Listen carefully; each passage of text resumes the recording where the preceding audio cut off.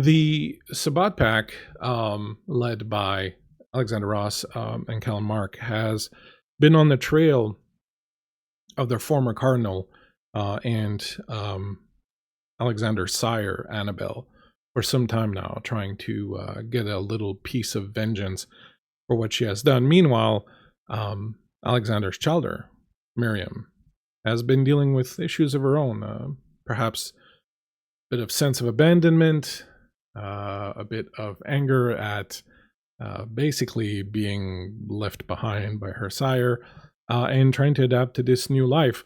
Now, Miriam finds herself in the grips of Calomé de Troyes, who is a fairly evil mage. Damn those mages. Who is attempting to get a name out of her.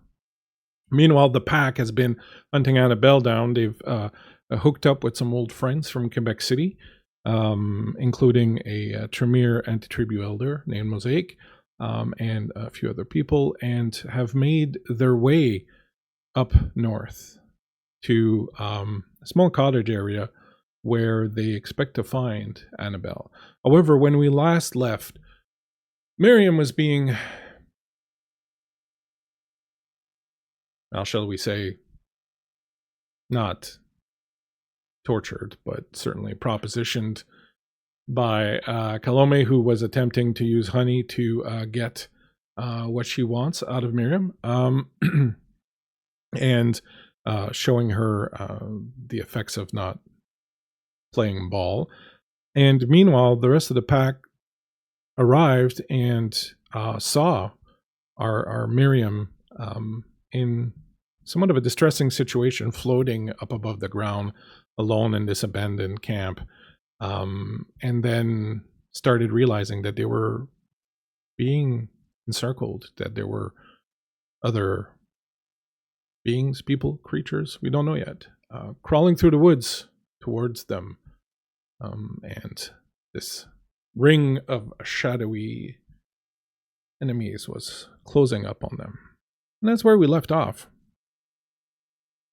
Hope everyone got some popcorn and is ready to go. I think we'll let the pack worry a little bit longer about exactly what's coming their way. Miriam.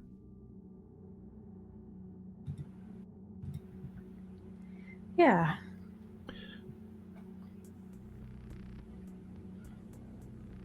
What is your current state of mind? You've seen a few things. You have seen what Calomé has been trying to do. You've been trying to understand why she needs this information, why she needs it from you.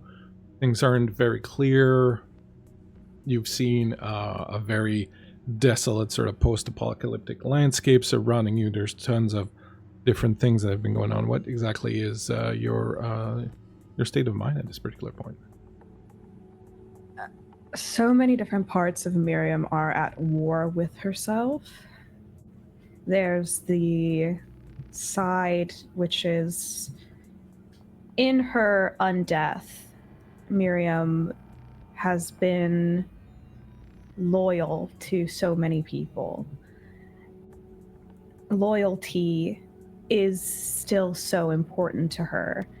And the fact of the matter is that this man, the one who saved her, she owes him a great deal, not just her life, but likely still herself, the idea of herself that she still has. If he hadn't done what he did, then maybe I wasn't sure how much of her would be left.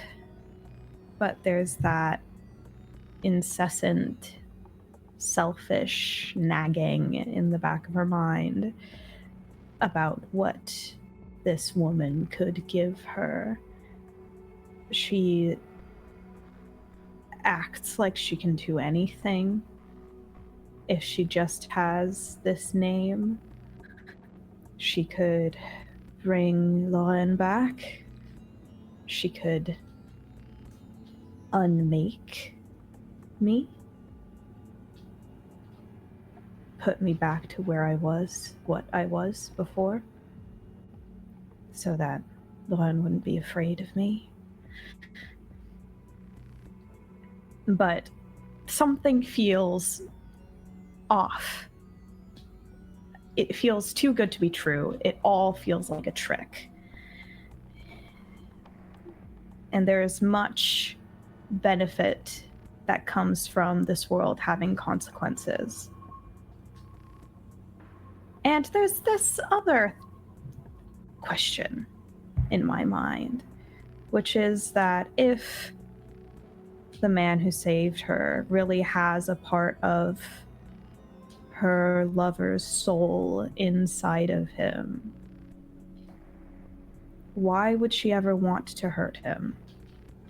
If I were in her position, I would be doing everything in my power to keep him alive. It's what I would do if there was still someone out there with a piece of Lorraine inside of them.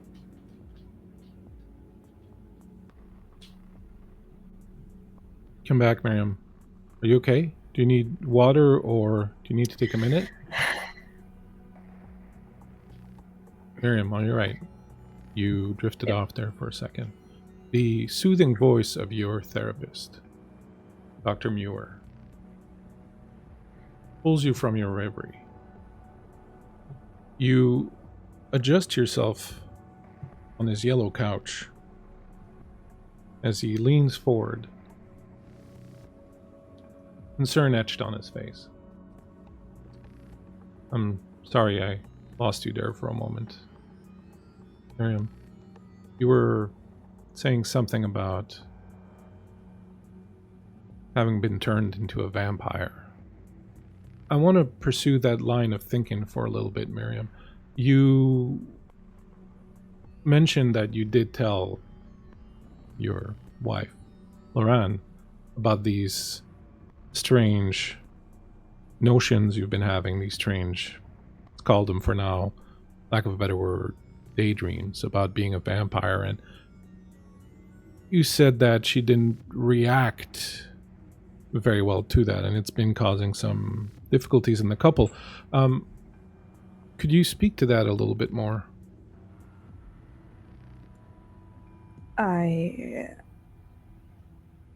I'm sorry.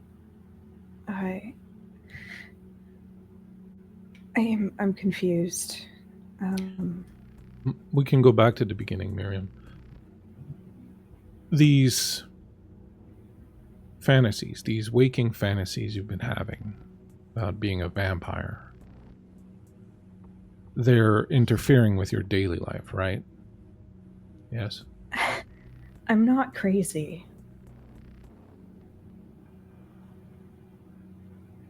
We don't use that word here, Miriam. This is not about who is crazy, who is not. It's not at all about that. It's about trying to find a way for you to move past these ideas that seem to have taken over your life perhaps a little bit too much. It's perfectly fine, Miriam, to have a fantasy life. Everyone has them. As unlikely as it seems, so do I, but we can't let them take over our lives. It hurts us, it hurts the people we love. Your wife, for example, Lauren, has been having difficulty dealing with. How have the kids been handling it? The kids. It's all very complicated. I don't want to hurt anyone. It's not.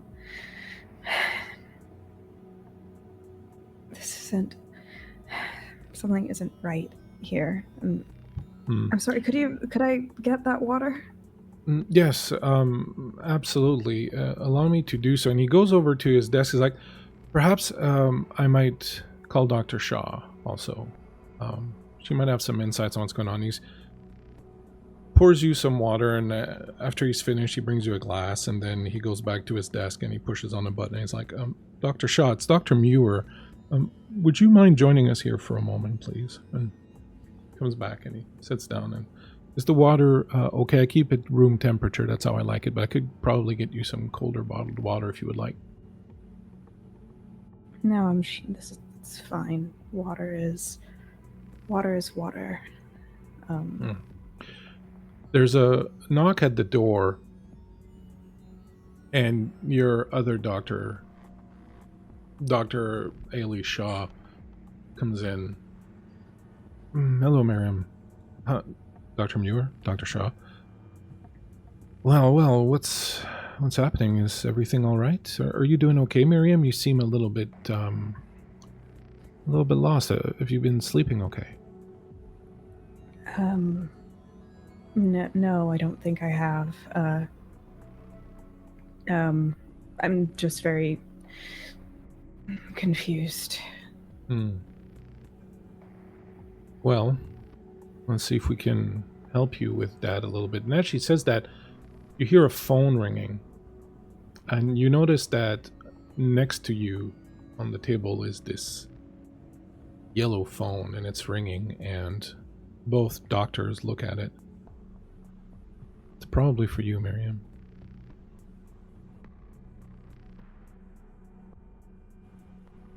What? The phone. It's your phone.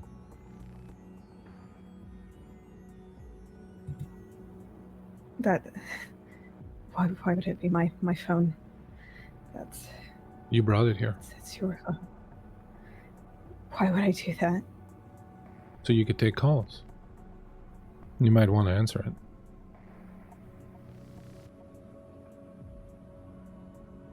I let the phone ring a few more times before I reach out and lift the phone to my ear, and I don't say anything at first. And you hear, after a moment, Laurent's voice. Darling, is that you? Are you... say something. Are you there? Yes. Oh. Yes, I'm here. Sorry to disturb you. You're probably in the middle of your session.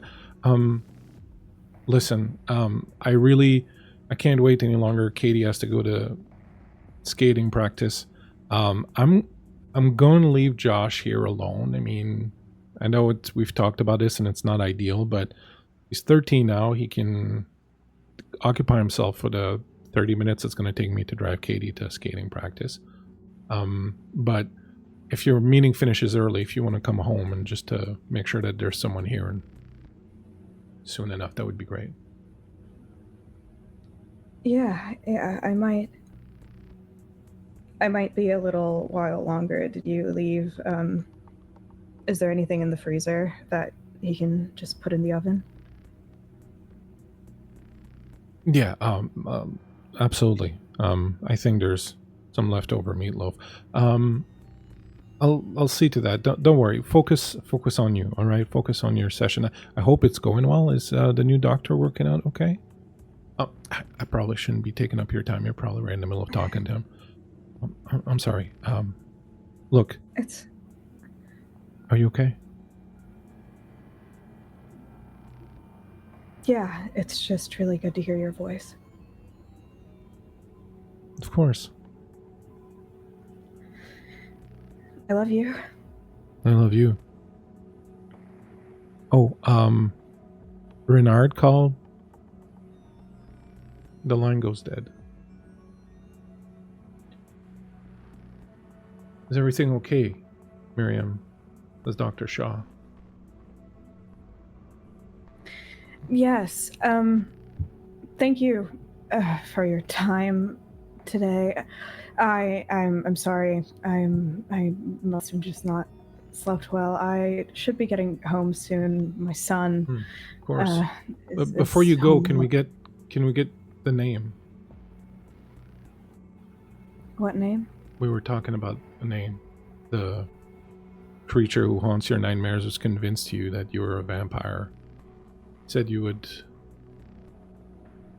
tell us the name today so that we can talk about it more openly.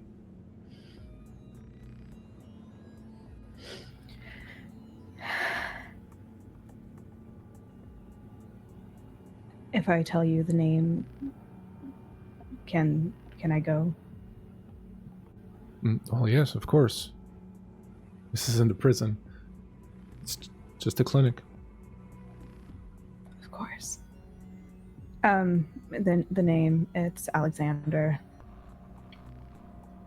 At least that's what he calls himself. Miriam, we've talked about this. Lying to us is not the way to go. We're here to help you. We're here to make sure you get better for Laran, for your kids, for your family, even. Perhaps you should look at this. And she motions, and on the table next to you is a little red television. And the words "Hello, Dr. Shaw" pop up on it. And she's like, watch this, Miriam. I think it's going to illustrate the point of why we need honesty above all here. We're gonna help you.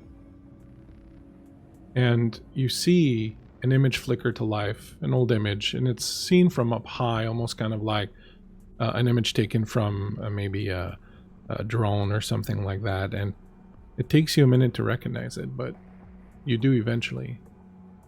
Your parents' home.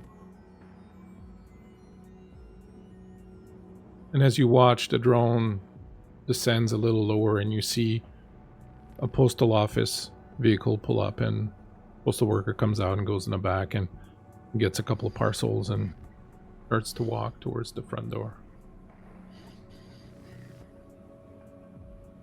What is this? Miriam, I'm going to ask you a question, and I need you to answer without thinking. When I mention your parents, who do you think of first, your mother or your father? My father. And as you say that, the postal office worker presses the doorbell, and a moment later the door opens and your father is there. And he smiles, and the man smiles at him and hands him the boxes, and your dad takes him, and the man pulls out a gun and shoots him in the head. And your dad falls back, and before he's even hit the floor, the man has turned around and is walking back towards the vehicle, whistling.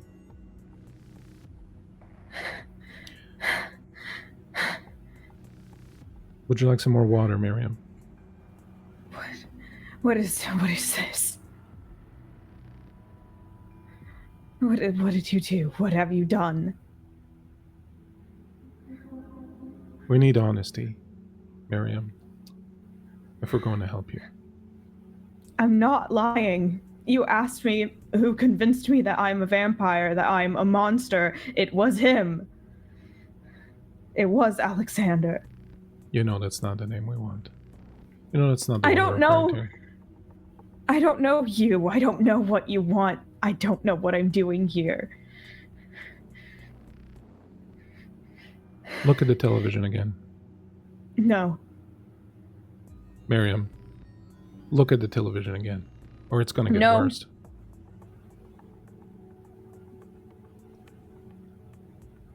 Look. I look at the television again. You see, it's night. A little hill in a forested area. You see Alexander and Kellen and a number of other people you don't recognize.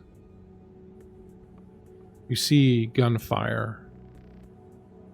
You see them fighting. You see blood. You're standing on the hill nearby. Calomé is next to you. You're watching as your pack is fighting for their lives. They're fighting soldiers. These soldiers have claws. And your pack is being ripped to shreds. Kellen, Alex.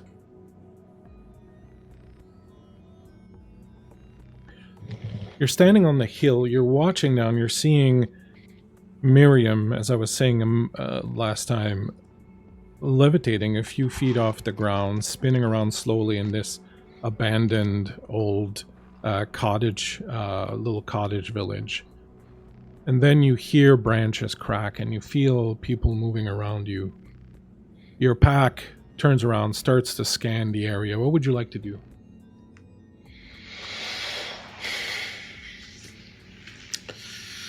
I quickly assess the situation, look for movements of the enemy, and start forming everyone up into a circle.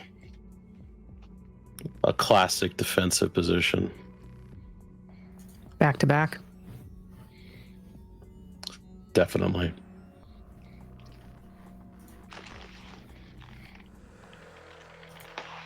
You see red laser targeting devices cutting through the darkness. 1, 2, 3, 10, 12, 15, more. And emerging from the underbrush, you see a number of soldiers wearing special forces garb, night vision goggles, approaching in formation. You notice that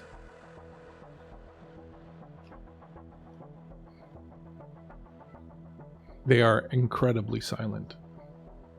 Some of them are moving very quickly. And as you know, in my world, you can detect when other people are kindred or ghouls, and a number of them are ghouls. And a number of them are vampires. And they start shooting.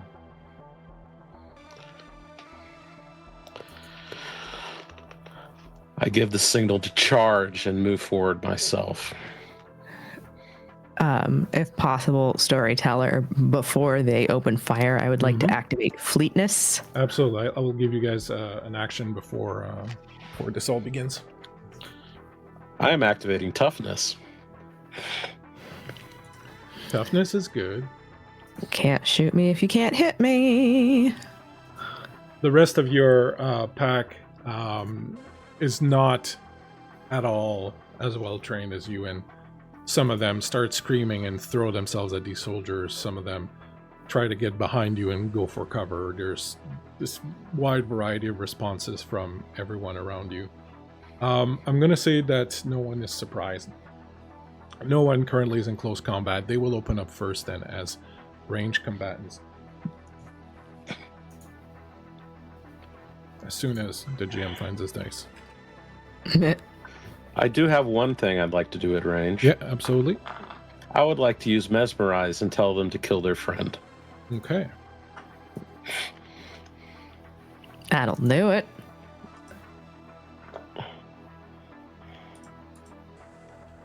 Also, I don't get hungrier from activating fleetness. Oh, good stuff.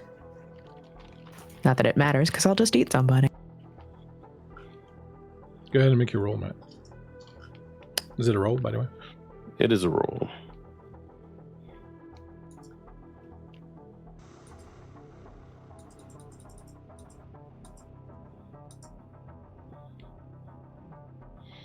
Five successes. To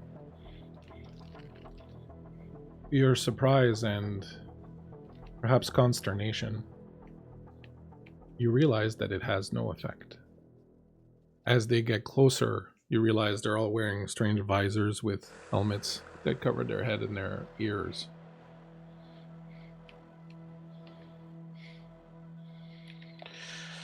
Cheating. Cowards. Just doing what they can. All right. They will open up on you with some. I'm just going to roll once for everyone here so that I'm not rolling times. Are any of you going to be attempting to dodge? Obviously. Which you can do, but it will cost you your action. It's dexterity plus athletics for you. Dex, athletics, plus 2 more dice.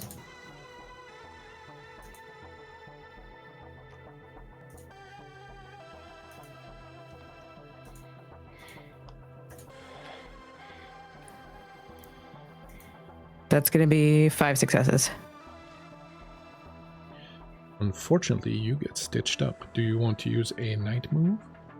Yeah, let's do that. Night Wait, move I don't know if I have any left. Yeah, there's some. Can you put the I do. night moves back up on the board, please? My sweet. Varl's got him. Thank you, Varl. After the fact, you can spend 2 night moves to get 2 extra dice to roll.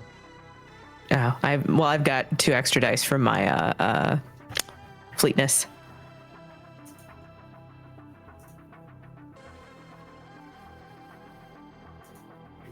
So that's still 5 successes, but if that's gonna fail, I will use a night move. Yeah, 5 is gonna fail you, unfortunately. There we go.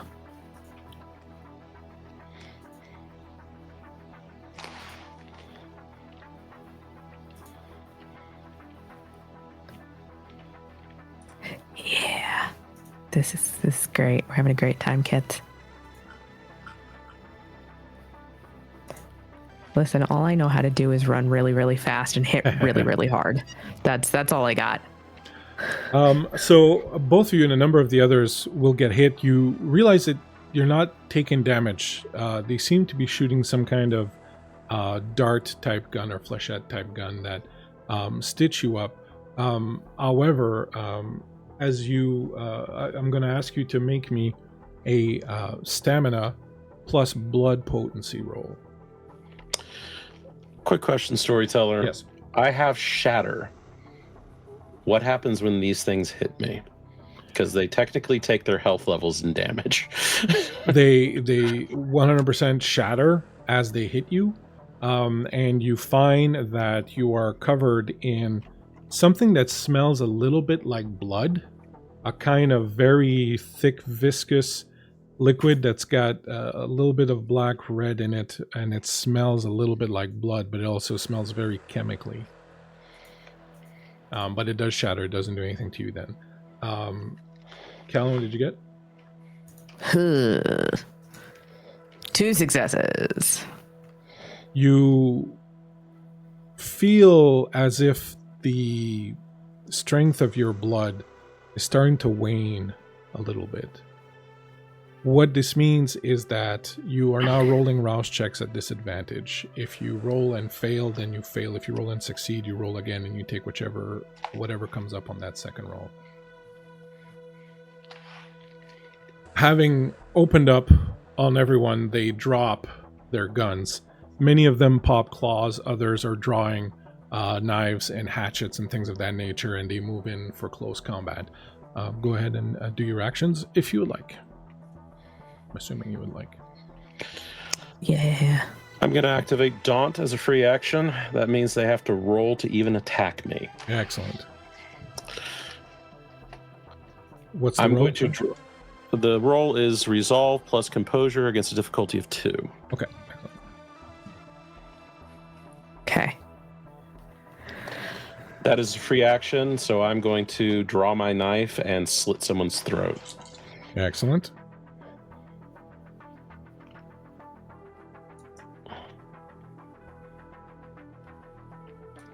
Would you like me to roll? Yes, please. 5 successes. Excellent. You grab one as he comes close to you. You're well trained. You grab him. You kind of slip under his move and go to cut into him. You do cut into him and you do damage. You do realize they have some kind of mesh armor underneath what they're wearing that goes all the way up to the neck and protects them very well. And you find your knife has difficulty going in. But it still does go in and you still draw blood. You're fighting one that's kindred. And does your knife in some way, shape, or form do aggravated damage, or is it a regular knife? Oh, it's a regular knife. Okay. You do see a little bit of damage being done. He snarls and he's going to retaliate momentarily. All around you, the rest of them are kind of engaged in this fight with several of these Aegis men. Give me 1 second.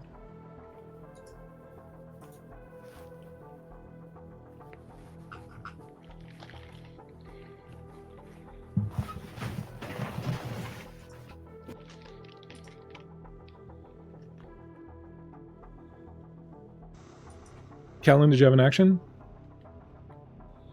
Yes, I would like to barrel forward. I do have a specialty in grappling. Okay, good. So I would like to grab the nearest ghoul. You sniff beat one out him. and reach out for him. Go ahead. Yeah, basically, I'm going to beat him about the head, and then when I grapple, I would like to, if possible, I would like to get in and brutal feed. Ooh. Give it a shot.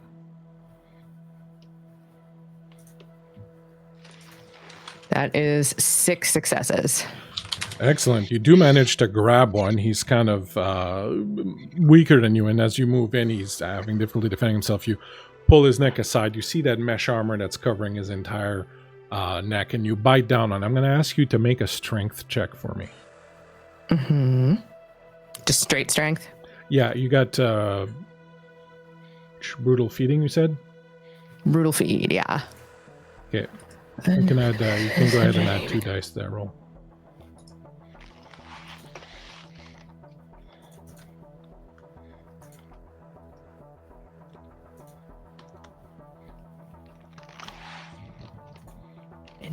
Hold on. Get it together. Fuck it. I'm going to willpower that. Okay. 2 successes. 2 successes. You bite down on him, and your fangs go in, but they get caught up in that mesh, and you're having a lot of difficulty closing your mouth around it. You do taste a little trickle of blood, and that you've pierced the skin beneath it, doing some damage, but you have not been able to like really go in and like chomp in and bite solidly. Okay, can I, it's gonna be like a rabid dog grabbing hold of a rabbit. I do not intend to let go. Can I use his body as a shield while I do this? Yes, absolutely, totally. And speaking of shield, Bradley coming in hot with the 5,000 bits. Whole bunch of 9 moves for y'all. Thank you, Bradley. Can I retroactively use one of those to feed? No, you can do it next action. Okay. Miriam, you're seeing these soldiers swarm your pack.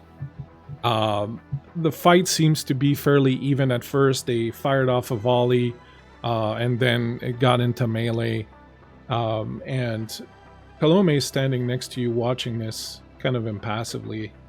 And she says, anytime you wish to be honest with me, Miriam, and tell me what I need to know, this can end. Did you shoot my father? Me? No. Someone who works for me, yes.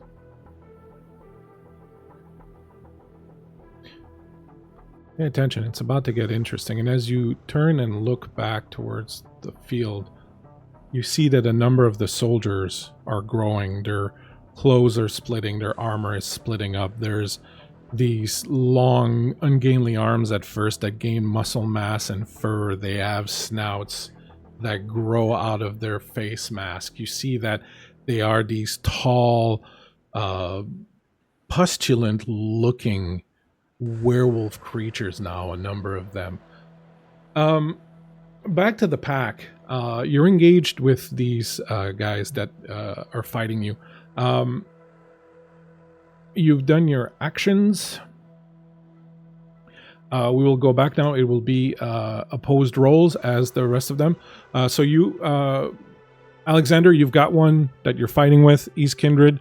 You've managed to pierce his armor a little bit with your knife shot. Kellen, you're holding one like a dog with a toy in the mouth like this and sort of going around back and forth with him in your mouth as a shield. The 2 that you are fighting and a couple of others are going to start circling you and start hitting you with melee weapons, some of them with claws. What would you like to do? I do want to reiterate that there's no werewolves there. Oh, okay. So it's hallucinations. That's fun. I'll go ahead and pop lethal body while I'm at it, which is free. And then can I use a night move to just drain this bastard? Since I've got 11 of them now. I'll let you do it for 2 9 moves. Okay. Yeah. If you spend off 2 9 moves. To an uneven 9. Are you going to kill him?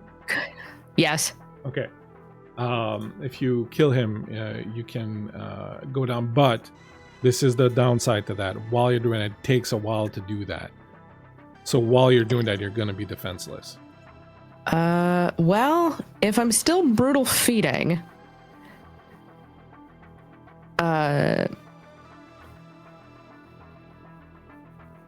technically, You can do it in 1 turn? Yeah, the vampire can drain a human completely in seconds, usually within a single turn. Okay, with brutal feed. It's going to leave you open for this 1 turn. Got it. Caprice Sun, that son of a bitch. Yep. Like a juice box. You start draining him. His blood tastes wrong. It tastes foul. There's something wrong with it, but it's too late. You're like sucking back on this thing, and like there's no tomorrow. And I'll get to you in a second what the others are going to do. We'll see what Matt's doing, what Alexander's doing. So, Alexander, you've got the one you're fighting. He's popped some claws. He looks like he's about to take you. There's a couple more that are coming towards you. You can see Kellen is on the ground, feeding on this one, just savaging him and just gorging herself on him, gorging themselves on it. And there's a couple more that are coming up behind Kellen. Again, the rest of your pack is sort of spread out now, fighting all these soldiers.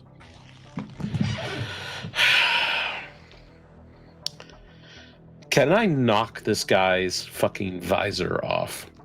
If you want to try to do a kind of call shot thing, sure. You can also spend a night move, and I will say you can snap it right off. I will spend a night move.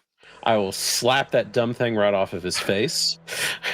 What's your strength? Let me check your strength.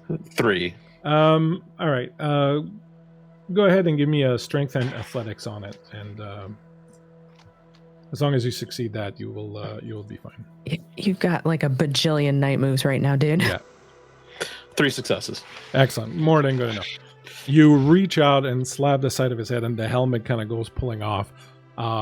You see that he's just a very sort of normal-looking young man, except that he's got fangs out now, and he's got claws. Mesmerize. I'm going to give him the command, defend me. Woohoo, nice. What's his role on defending that? That's an excellent question. It's Intelligence resolve. plus resolve. Okay.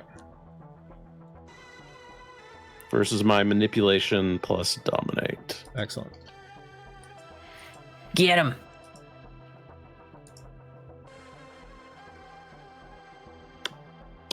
Messy critical.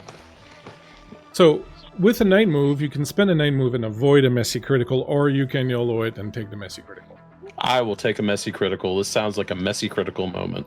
You reach out with your mind and take control of him, and you say, defend me. Now, he immediately he has this kind of moment where he looks like he shuts down a little bit, but then with nary a hesitation, he turns around and snarls and claws the first one that's coming to you.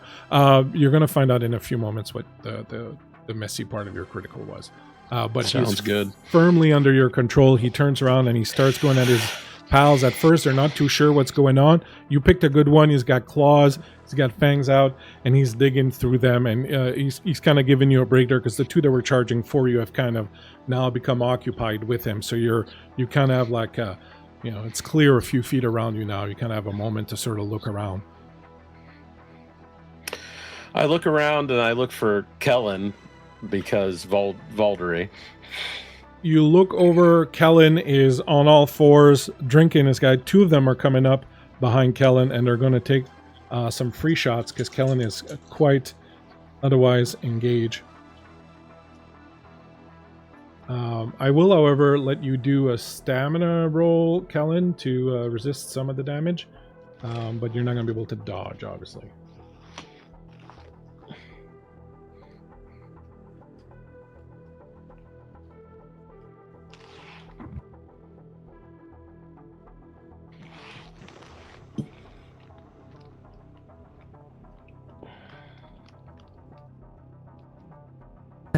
5 successes.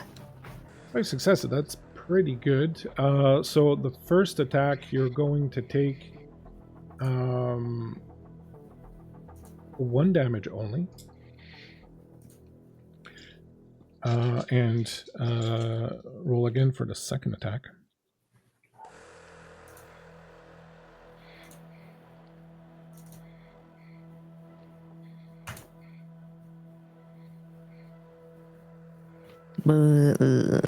That's only 2 successes. You feel as your the first blow doesn't do too much to you as you're kind of locked into feeding on this guy, but the second one you feel it. You feel your shoulder kind of crunch in, and you feel your arm kind of go limp and numb as he has jammed his. He's got like this big wide kind of blade, and he's jammed it in your shoulder, and he's sort of jamming in there and kind of pulling apart, and he's really kind of going to town on you. So you're going to take 4 damage on that one as he's digging into you. Alexander, I'll give you a moment to look around the battlefield and tell me what you would like to do. Oh, the guy who's digging into Kellen is getting charged and knifed. You charge him.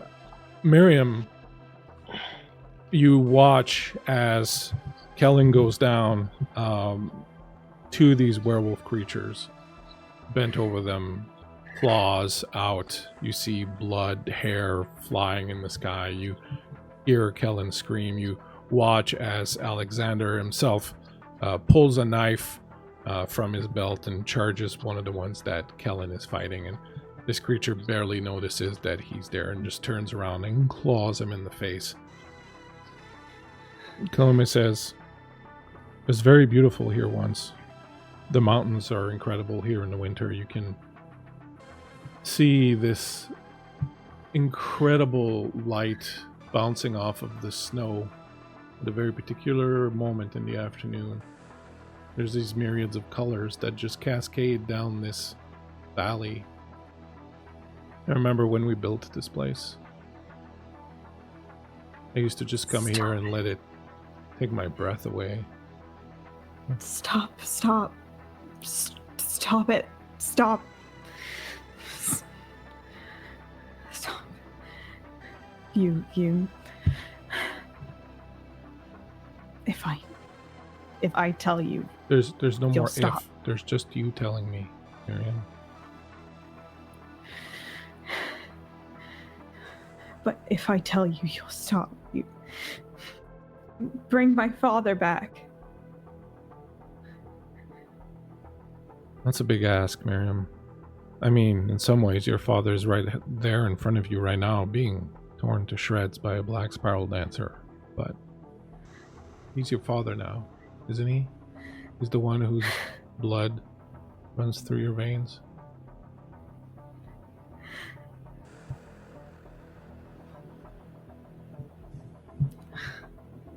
It would really be horrible to lose both fathers in the same day.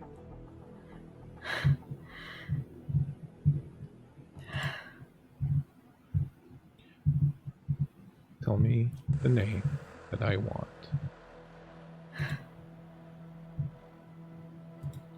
It's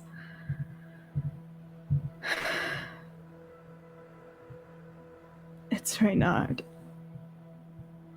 His name's Reynard.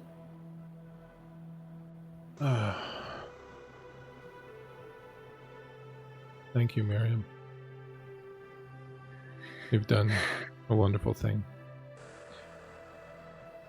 You've been very difficult to deal with, Miriam. I don't mind telling you, but I'm glad you came through in the end.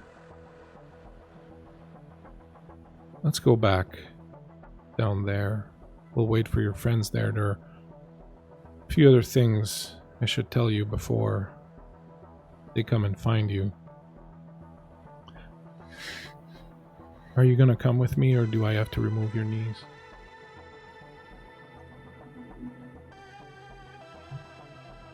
Miriam walks silently. Start going down the hill. You hear the howls of the black spiral dancers behind. They start to fade away. The sounds of fighting dies down. He guides you down towards the valley back into where the camp area, the cottages were. When you arrive down there, you see someone step out of one of the cottages. A woman you don't recognize, you don't know. And Calomé says, "Ah, Miriam, this is Annabelle, your grandsire. It's about time the two of you meet." Meanwhile, back up top the hill, your tactic has borne some fruit, Alexander, as the soldier you took control of is doing a pretty good job of keeping some of his former colleagues off your back. You see that some of the packmates that came up from Quebec with Mosaic have gone down.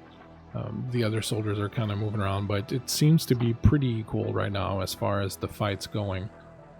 You, Kellen, have felt that pain in your shoulder, and you can hear that there's something going on behind you. You're just now kind of coming out of this feeding frenzy that you were in and kind of taking stock of what's around you.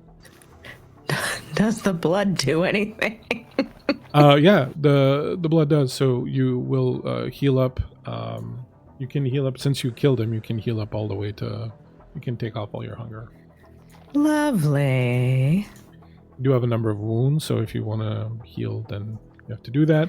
And Alexander, you're charging the one behind. So let's do that first and see how that gets resolved. You charge the one that is currently hard at work on Kellen. Yes, and I'm going to kick him off and start plunging the knife into his chest. Go for it. He doesn't see you come in, so you're going to surprise him.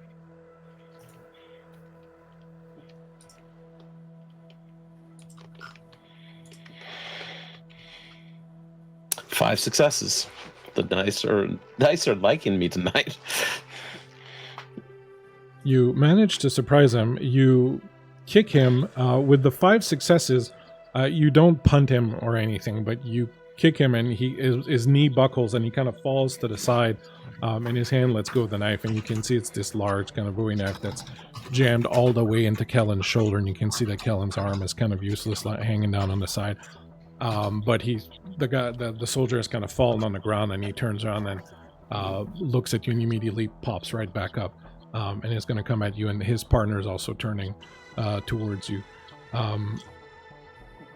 Kellen, you feel jostled as the one that was kind of injuring you falls to the ground. You still have that blade stuck all the way inside your shoulder, and your arm is pretty useless right now.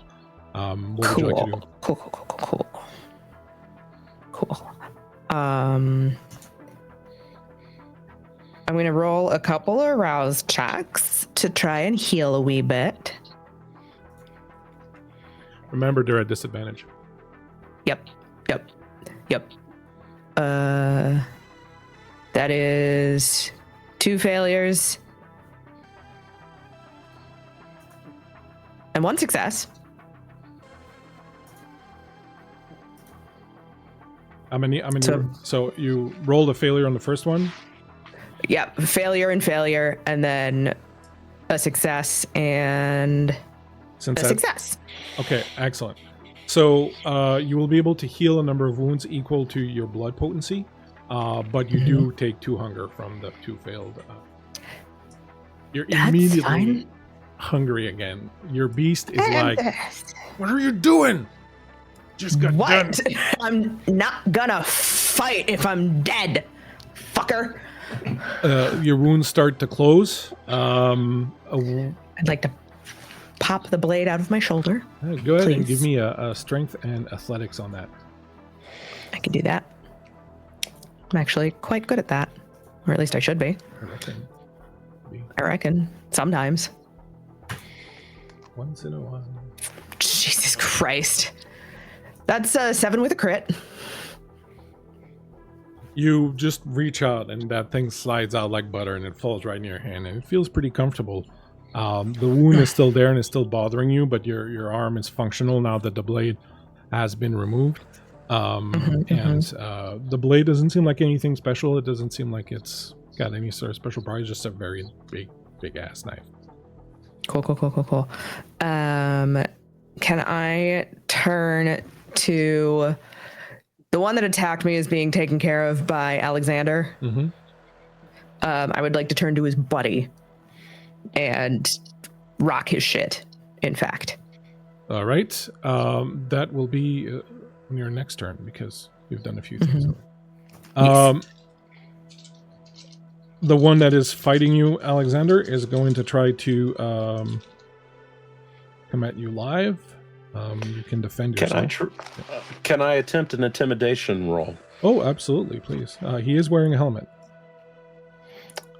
That doesn't affect intimidation. That affects dominate. That protects him. Well, okay, you're just doing straight up intimidation. You're not using. I'm just straight up intimidation. Okay, yeah, You just want to make him shit his pants. It protects them from Auspex, presence, and dominate. The helmet. These guys are professional vampire hunters. Yes, and I just got 6 successes, and I have Daunt on. Wow, and I will look at him, and I will say, I am of the blood of gods and tyrants of kings and crusaders, and you will run, you piece of shit. I will say that he stops and kind of hesitates and takes a few steps back, and he really kind of seems concerned. He looks around to see if he's got support. But right now, one of his buddies is on the ground. Another one of his buddies is killing some other guys over on that side. And he really doesn't think that he's got much of a leg to stand on. So he's not... This is a moment of decisions, sir.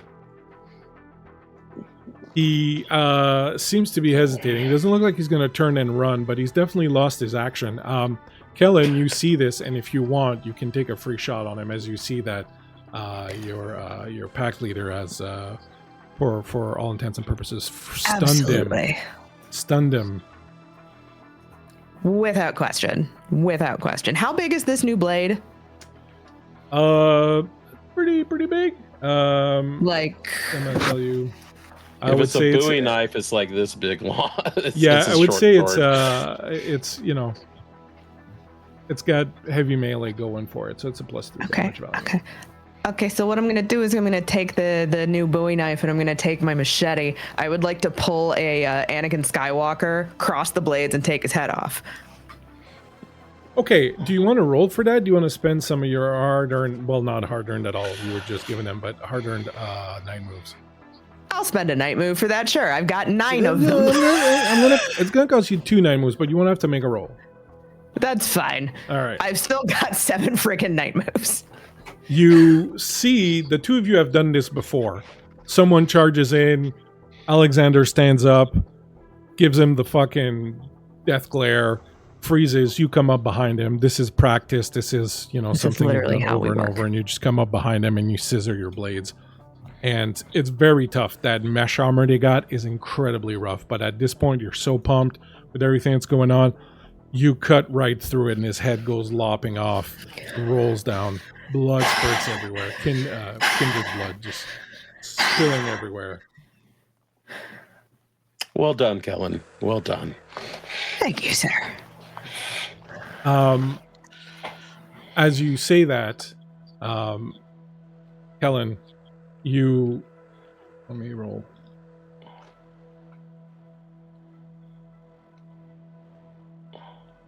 Thank you. And you get bowled over by the one that's dominated by Alexander, who, seeing you stand in front of Alexander with both your blades straight out, comes rushing right at you, jumps you, hauls you into the ground, pulls you down with him, and is just like going into you with the claws. Can I dodge this at all? You were preoccupied. He's not going to do damage this round. I'll let you do something next round. You see this, Alexander, like, God damn it, Alexander. As your messy critical comes into play here, as he's way too overzealous about protecting you from anything and everything. And he drops Kellen. The 2 guys that he was fighting are kind of trying to pile up on top of him. What would you like to do, Alexander?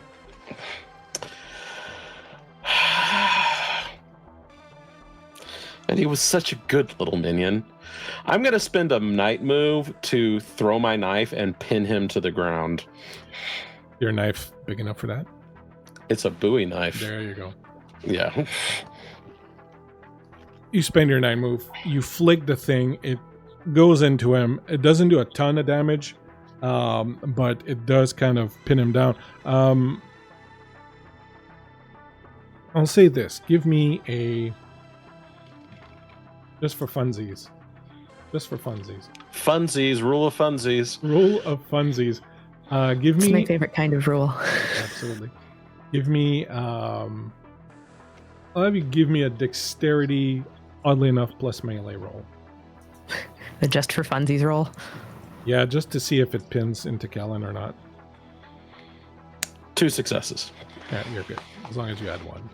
It was just to make sure that there wasn't like an offset. So you see the blade just sort of... This guy's on top of you, and you see it come through his chest and sort of pin into the ground right next to your head, like an inch away. And you recognize on the blade Alexander's mark. You know exactly where it came from. Oi! What?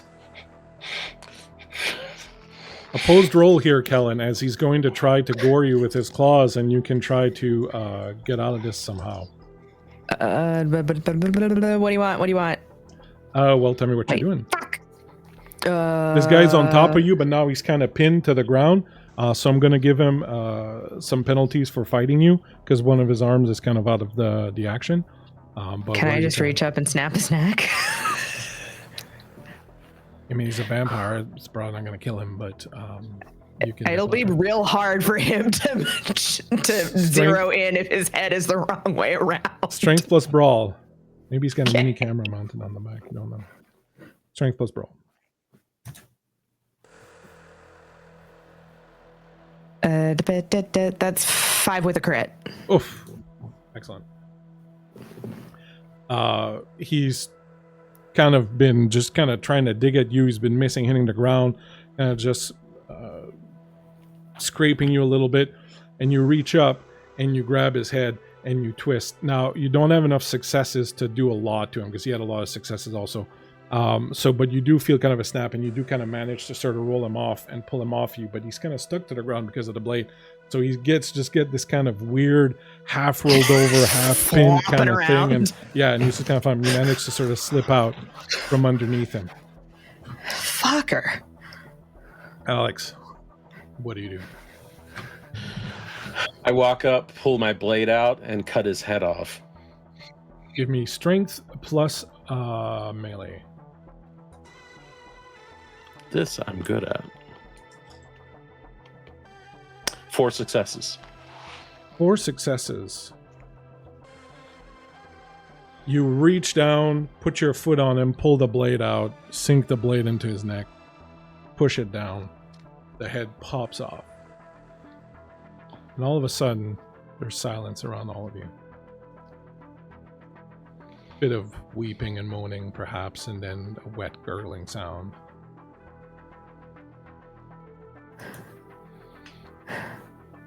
I wipe the blade off on him, and I turn around, and I look. What do I see? The situation seems to be under control. You can tell that there's 3 of the younger pack members that Mosaic brought with her who have died. The soldiers, which number only about 8 or 9, are littering the battlefield. A couple of them have had their blood boiled, very evidently, by Mosaic. Others have fallen to claws or other weapons.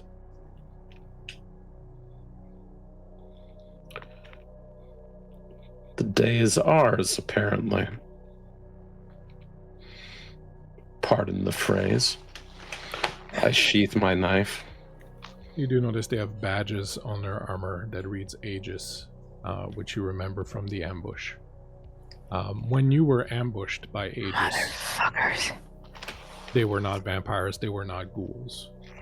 They were this well equipped, but they were not supernatural in any way, shape, or form. Now you see that they have those badges of Aegis, but there is a black fleur-de-lis also in those symbols now. Traitors. Nothing worse than a traitor. Let's go find Annabelle. Bleak, are the soldiers, are they wholesale gone? Yeah. Is there anyone left alive? You don't see any of them left alive. You see Mosaic is on all four, going around from one to the other and licking blood. Okay, that's fair. That's fair and valid. I was, if there was anyone left, I was just gonna drain him. Yeah, you could probably get enough to, I would say, heal one hunger, let's say, without making too much of a fuss about it. Okay, yeah, I'll grab whoever's sort of like on their last gasp, just pick them up with one hand like a juice box. Mosaic is going around licking blood from each of them and then mumbling under her breath. You hear Lamia. Someone named Morag. Ooh. Banu Akim. I thought they were Banu. And this one, Gangrel. And you catch her giving a look at you quickly, and then looking away. So very interesting. A cornucopia of tastes, and then she moves on to the others.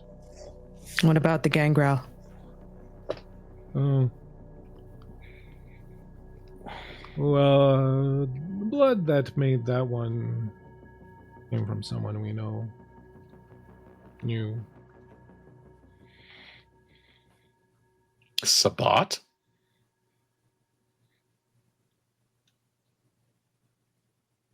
Asher. Looks at you.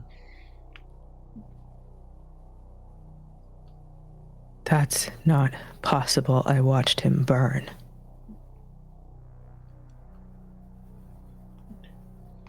I only can tell you what the blood tells me. Ooh, Nosferatu. Ugh. Ah. Ugh. Fuck, they should warn you. Ugh. Blah, blah, blah. By the way, Alexander is wiping off his hands with a handkerchief. Callan is not. Callan is covered in blood from, like, the nose down. Does not give a fuck. What? You have a bit of red on you. Yeah. Like, picks a piece of, like, somebody's jugular out of her fangs, flicks it on the ground. One day, we'll get you into the ballroom like a proper woman. It's a good thing I'm not a woman, you son of a bitch. Nosferatu tastes like pumpkin pie, right, sir? Never had the pleasure. Thank you. Oh, nope, hate that. Well, I find it very interesting, says Mosaic, that your sire, or former cardinal, is protected by professional vampire hunters who are themselves vampires. It's got a very circular pattern to it. I'm not sure that I enjoy this particular pattern, but it is a pattern, and we cannot overlook it. It stinks to high heaven is what it does. Whoever is here corrupts everything they touch. I'm almost impressed. However, I still intend to kill them. Well, we did come all the way up here to kill her. It would be a shame if we left without doing so. A wasted trip. Those mountains are beautiful. I imagine they look amazing during the day and covered in snow. Quite. However, I speculate and I start moving towards the village. I speculate that Annabelle is not the one who managed the feat of corrupting Aegis. I wouldn't underestimate Annabelle, but certainly this seems to be a little bit beyond even her ability. She was never much of a corrupter, more of a... She was just a real go-getter, wasn't she? Just always out there, giving them what for and what not. I looked up to her. I mean, it looked exhausting, to be honest, but I guess that's what you want, a cardinal. Oh, does that make you cardinal now, Alex? It doesn't work like that. No.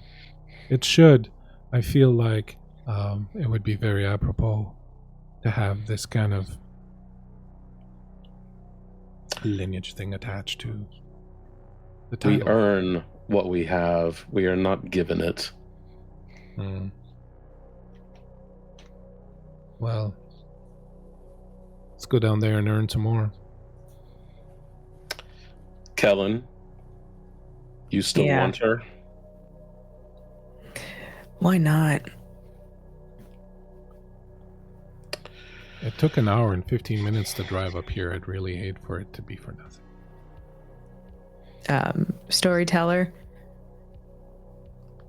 can we still see, is she still down there floating awkwardly? Well, let's find out what you do see when you look down there, Miriam. Fuck. Hi. You've walked back down to the village. You've met Annabelle.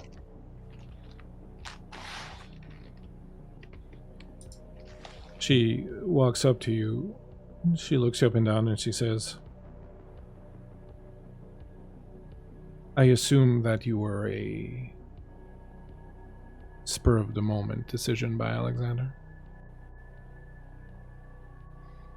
Something like that.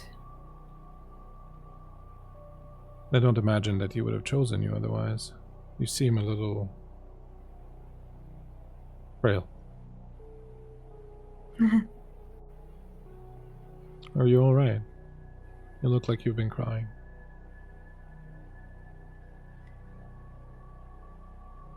Let's not insult each other by pretending that you give a shit about me.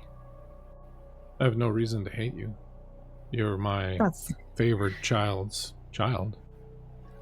It's not the same as giving a shit, actually. I think that if you had had the opportunity to spend any time whatsoever with us, the Sabbat, I mean, you would have seen that our version of what passes for care and love is a little different than what most people are used to. Your Sabbat or Alexander's? Seems like the two of you have diverged at a certain point.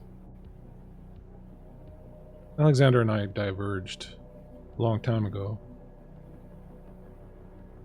1970, actually, in Montreal. But I don't think he realized it until a few months ago. We always want to see the best in our parents, don't we? Well, I didn't give him reason to doubt. But there were greater things at stake than the Sabbat. I don't think Alex, for all his strengths, his convictions, and his qualities, ever had a breadth of vision. Very focused. Narrowly so. But incredibly capable within that narrow focus. Is that what you have? Vision, aligning yourself with this witch. You should be careful. This witch is your great-grandmother. By blood, if not flesh. She killed my father. Calomé comes around and says, I gave you plenty of opportunities to avoid that. You were just playing with me. You were doing what everyone with power likes to do, which is let those weaker than you pretend that they have something they don't. That is a very simplistic and very base view of what we're doing. I don't think you actually can understand what we're doing, but that's no matter now. You've told me what I needed to know. You have one more purpose to serve, and before you ask, no, I won't kill you. We're blood. Annabelle is my actual daughter, and you are her granddaughter through Alexander. And I know that perhaps you think it doesn't mean as much as it does to the humans, but blood is everything. Blood is all. And so, because of this, I won't kill you, Miriam. How generous. But there's still something you can do for me. What? What could I possibly have left to give you? You're suffering. And as she says this giant metal spike erupts from the ground and impales you. You rise up on the ground as it has pierced your back. Your back is arching down over it, and the spike rises up. And you slide down on it, the metal of it just going through you slowly, the edges of it cutting through you as your weight brings you down a few feet on it before it finally settles in. The pain is incredible. It radiates throughout your body. It's as if you're being burned from the inside. Annabelle looks at Calomé and says, "Is this really necessary? Why not just kill her?" And Calomé says, "Because the point, dear daughter, is the suffering. My granddaughter here still has a little good left in her. It won't do." He looks up at you. You're upside down, staring into her eyes. "I hate your kind. You took the man I loved and 2 of my children from me. I spent centuries in hell because of your kind. A suffering unlike anything you can imagine. Kill you? Why would I do that when instead I can poison you and defile you and abase you and make you suffer and long for death, never get its release? I'm a disease, big granddaughter, and I'm spreading through this city, through all of its citizens, through their dreams. I'm rotting them from the inside. And it'll be so for a very, very long time before the sweet release of death finds anyone. The suffering is the point. And you, my sweet granddaughter, when Alexander comes to rescue you, and he will because he's singular-minded, you tell him something from me. If he wants Annabelle, he has to come to the Black Pyramid. But tell him this. If he does, he dies. Or he can walk away and live with the rot this will cause in his mind forever. It's his choice. You live so you can suffer. Fuck you. Turns to Annabelle. We need some of her blood. Annabelle comes over and cuts you. Lets some of your blood drip into a bag that she's carrying. Fills it. It'll be a few weeks before Alexander gets here. I'll protect you from the sun.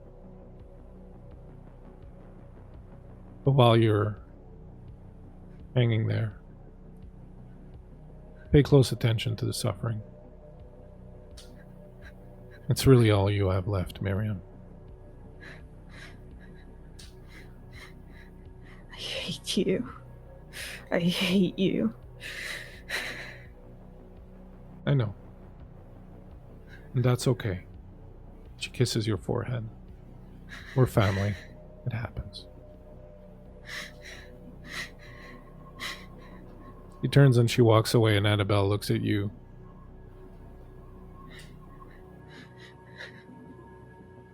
She's not kidding.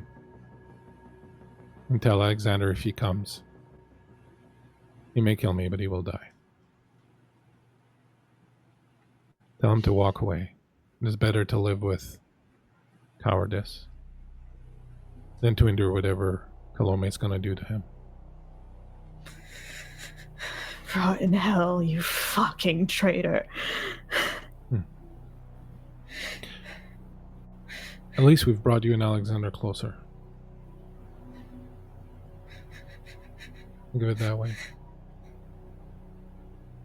And she turns and she leaves. And Kellen and Alexander, when you look back down, you see the village is no longer the way it was. It is old in ruins. It looks like it has not been in use for 30 or more years. The windows and the glass of the triangular panes is all shattered. The wood is rotted. The ground itself has become overgrown, and in the middle of it, you see, mounted on a giant metal spike, the inert form of Miriam. I rush forward. Alexander, wait. I rush forward. You rush down into the valley. Takes you maybe 10 minutes to cover the ground. The others are coming up behind at a slower pace. You arrive at the center of the village. You see footsteps in the dirt, several weeks old. There's a strange feeling about this place. There's a change in color when you step close to the spike. It was middle of the night, 2 a.m. maybe, but now it looks like twilight when you're near the spike. The spike itself has old dried blood on it. Miriam is unmoving, her back arched as she is impaled on this thing. How tall is it, and how far up it is she? She's about 10 feet up. The spike is about 12 feet. There's 2 feet or so that are jutting out of her stomach.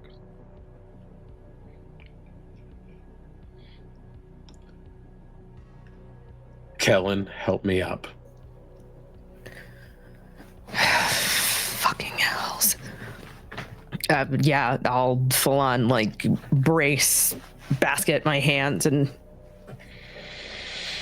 I climb up with their help and start to work Miriam off the spike.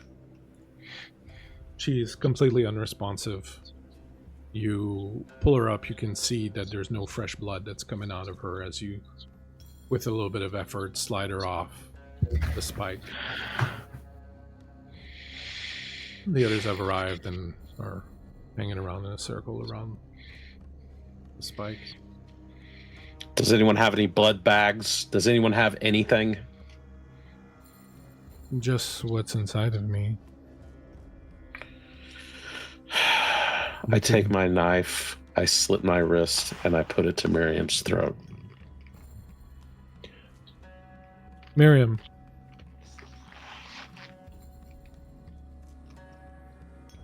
It's a strange thing. You spent what you calculate was several days and nights on that spike before you lost consciousness, before you fell into torpor.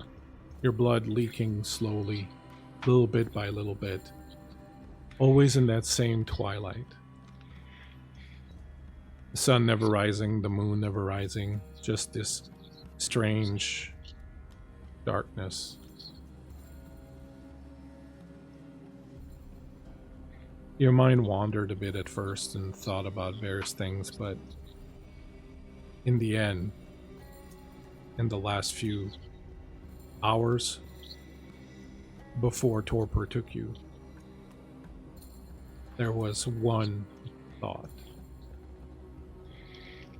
that was unbudging in your mind. What was that thought? What were you thinking of?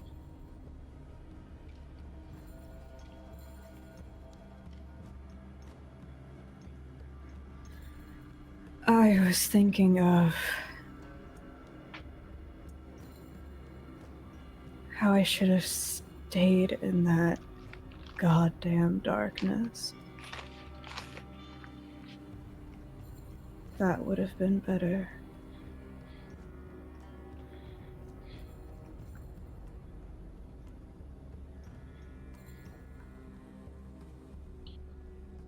As you feel the warmth of Alexander's blood go into your throat, as you taste this blood that you recognize, that tastes familiar, you have a moment of panic. You're buried in the ground. You've just been hit by a shovel in the back of the head. You have no clue what's going on. You just woke up. You don't know which way is up or down. You start to claw. You start to dig, trying to dig yourself out of this hole. You see Kellen and Alexander that Miriam is swinging wildly, just clawing away at the air in front of her, hitting you in the face, drawing Help a me little bit hold of her blood. down. Help me hold her down. I'll crouch at her head and pin her shoulders. There is this deep, deep, deep hunger. You can't stop. You want more. You want more. The only thing you can think of is this blood. You can't see anything right now, but you can smell it. It's right there in front of you. All you have to do is reach out and grab it. You need it. Something at the very core of you is just crying out for it. What do you do? I am a monster.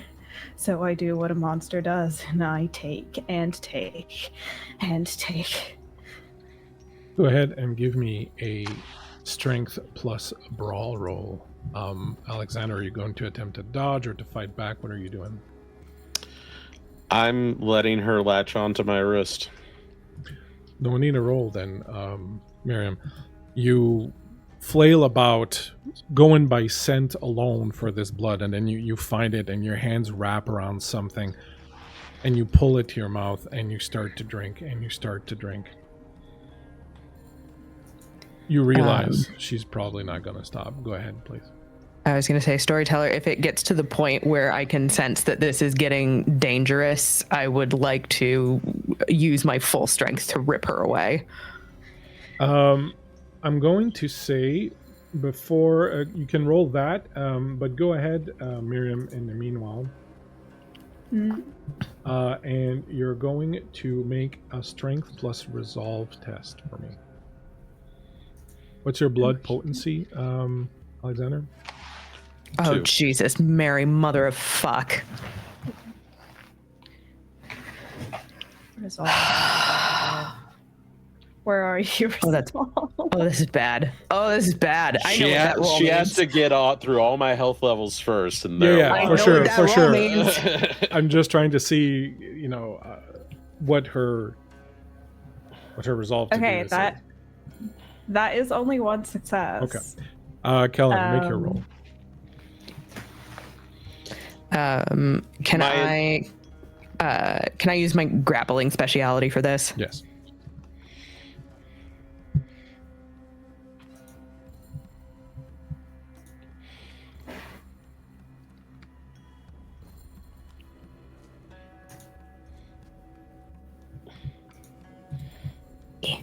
Yeah. Come on, computer. You can do it. 4 successes. You can do it. You manage to rip her away and hold her down. She's clearly in a frenzy right now. You don't have control of your character right now, Miriam, as the beast has completely taken over. She's fighting you. She's trying. It's as if she can't even see. She's just going by feeling. She keeps trying to reach for him. And then you see her pause very momentarily, and then she looks down and she bites down, or she's going to bite down on your arm. She's very clearly in a frenzy. What would either of you like to do? I would like to grab her and say, Miriam, focus here now. Kellen, what will you do? Full half Nelson. I don't know. Like, Keep holding her down. no, like the plan. Like if she's trying to turn her head to chomp down on my arm, I'm gonna grab like the back of her neck and just twist it forward and just hold her still. Give me a manipulation and leadership, or I'll give me persuasion.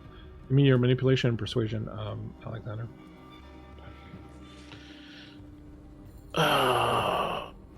It's like scruffing a puppy.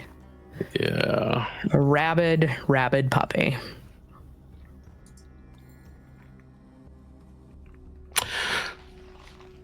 Five successes, critical success. Wow, nice.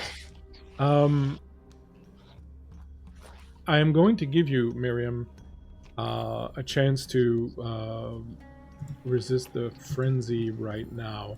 Roll your willpower plus 1/3 of your humanity rounded down. Okay. Willpower. Math. You guys can see how familiar I am with my sheet. It's just me desperately searching for literally anything. Oh, that's duh. Okay. My willpower is. You can't ask us to do math. This is a theater kid game. Mm-hmm. Yeah, Right. what the heck? And then half my humanity rounded down is 1/3 your humanity rounded down.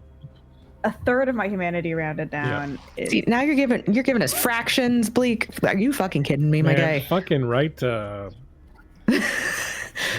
man. I don't want to make this. Yeah. that is 5 successes. Okay. The voice cuts through everything, and there's this strange, when a dog can be as rabid and as mean as possible, but then when that one voice comes in, that master's voice comes in and brings it to heel, there's that immediate kind of like nothing else would have stopped it. There's that in your beast right now. Your beast recognizes the voice of Alexander, the voice that created it, and there's that moment where it tucks its tail between its legs and it whimpers and it kind of backs on. You have that moment to kind of take control of it, and your eyes open and you see Alexander there. You are still incredibly hungry. I will say you are at hunger 4.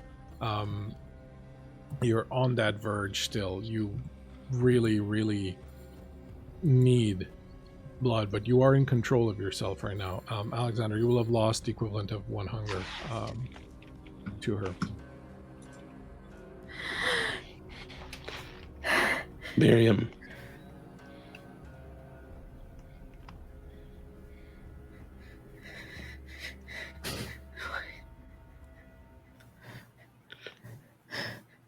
Are you here now?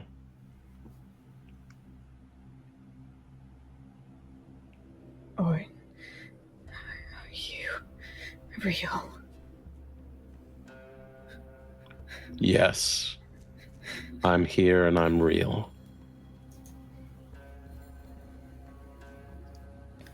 Miriam, you see Kellen's face kind of like peek around in your periphery. Hey, kid. See this other face kind of peer over Alexander's shoulder, this wild looking woman, and she looks down and she goes, "He seems a bit frail. I wouldn't have imagined you would have chosen her." Fuck you. Fuck you. There she is. That's she. Excellent.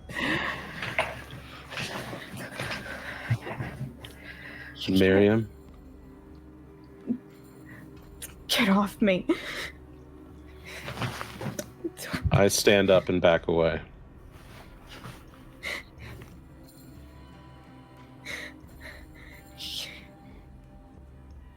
Miriam, who did this to you? You can't.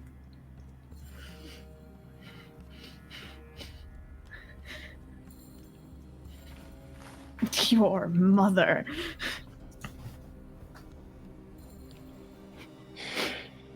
She said the same thing, you know. She said that you wouldn't have picked me because I'm too weak. That's why you left me, right? That's why you left me behind. Miriam, I didn't leave you. You gave me your word. You said that you would protect me. I gave you my word. And it's haunted me that I was unable to keep it. That you were stolen from me by Clovis and whatever his co-conspirator was.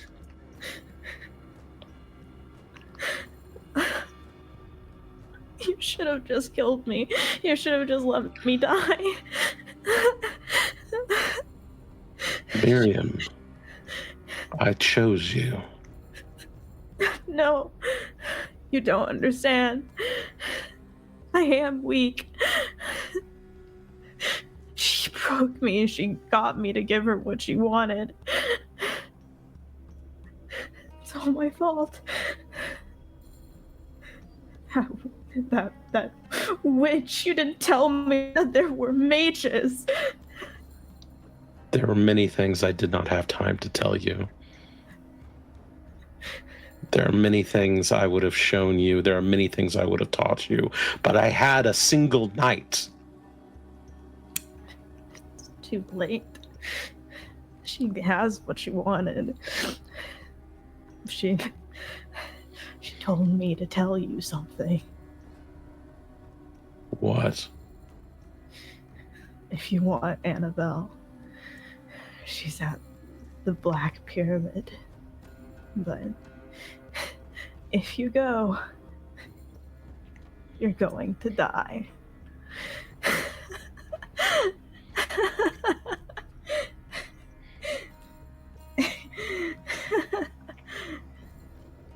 Annabelle said that you might kill her, but you're still going to die if you go. So those are your two options, Alexander. Either you walk away or you go die. It doesn't fucking matter anymore. None of this matters. Miriam, I'm sorry I couldn't teach you that everything matters. Even the small things, especially the small things. I'm sorry that I couldn't get you back. If I could have opened that door, I would have fought the darkness to get you because I promised you. Yeah, well, someone else opened the door, didn't they? Somebody else saved me. Someone better. Someone who took care of me. And I betrayed him. I gave him up. Because I tried to save you and you weren't even there. You weren't real. It wasn't real. It was for nothing. This person who saved you, is there a chance we can save him? I don't know. I don't know how long I've been here, really. I don't know what's happened while it was... And she just sort of looks over to the spire.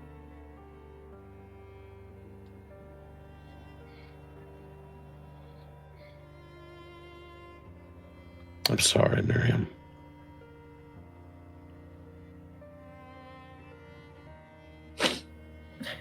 I can't change what the city. I can't change what happened.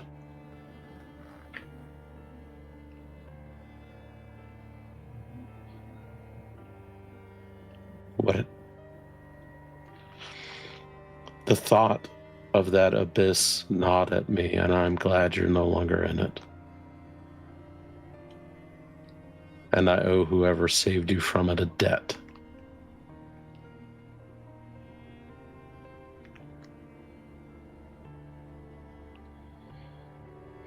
But that doesn't mean much to you, does it?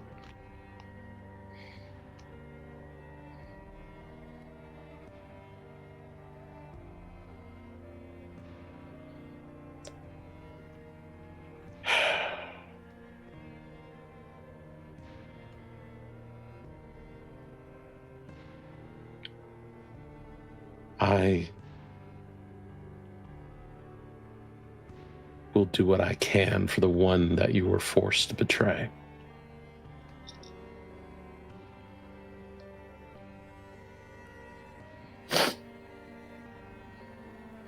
Growing soft, Alexander?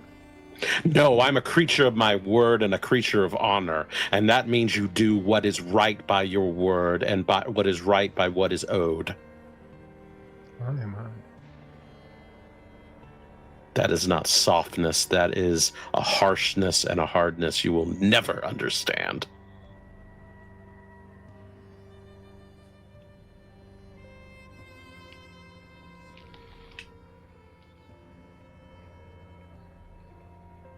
Just not used to it from you. Oh. There's a very difficult path to walk for grace. Much more difficult than for wrath.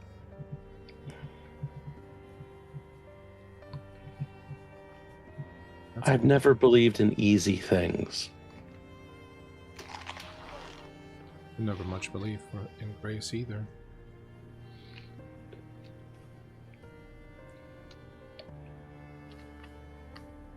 What is the name of the one that saved you?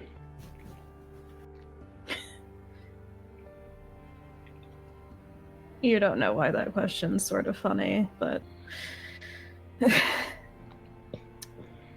the streets know him as the Rat King. To me, he's just Reynard. And this mage, they have set themselves against them? It's some sort of cosmically complicated bullshit that spans time and souls and whatever else.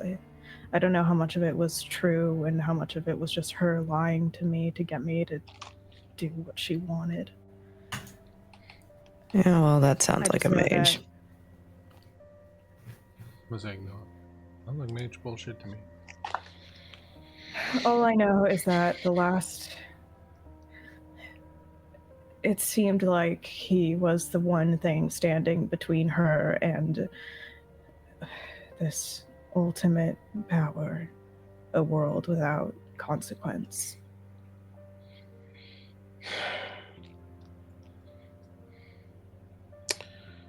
I'm going to kill Annabelle. I'm going to save Renard.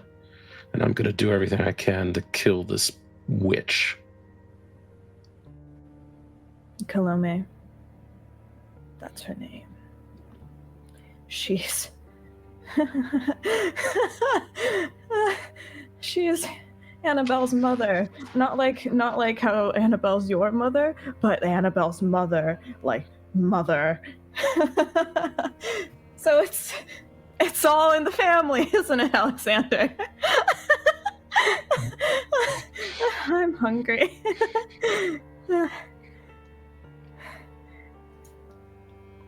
I'm not fucking feeding her. She was in hell.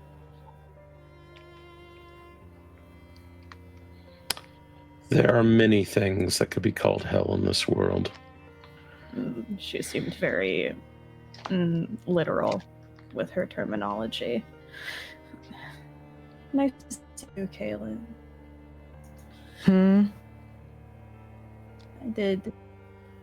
I did miss you when I was in the, Black Void and then skewered on a spire. Callan kind of reaches out and does a little pat on the head. All right, kid. Who is that, by the way? Oh, the Tremere. The Tremere. Uh-huh. Would you prefer usurper? Well, that old saw. Never Warlock. failed to bring out the old stories. Yeah. Mosaic. Child of Goratrix. I'm sure That's a that little means a pompous. great deal to It just someone who means knows that they're better. very jealous. Don't listen to them. It comes with being an inferior bloodline. You keep telling yourself that, Momo. You know, I told you not to call me that. Tonight I have witnessed freshly created vampires charge a hardened group of Sabbat and be slaughtered. I have witnessed someone directly provoke me by injuring my child, but none have been so haphazard as to describe the Tremere as superior to the Ventru.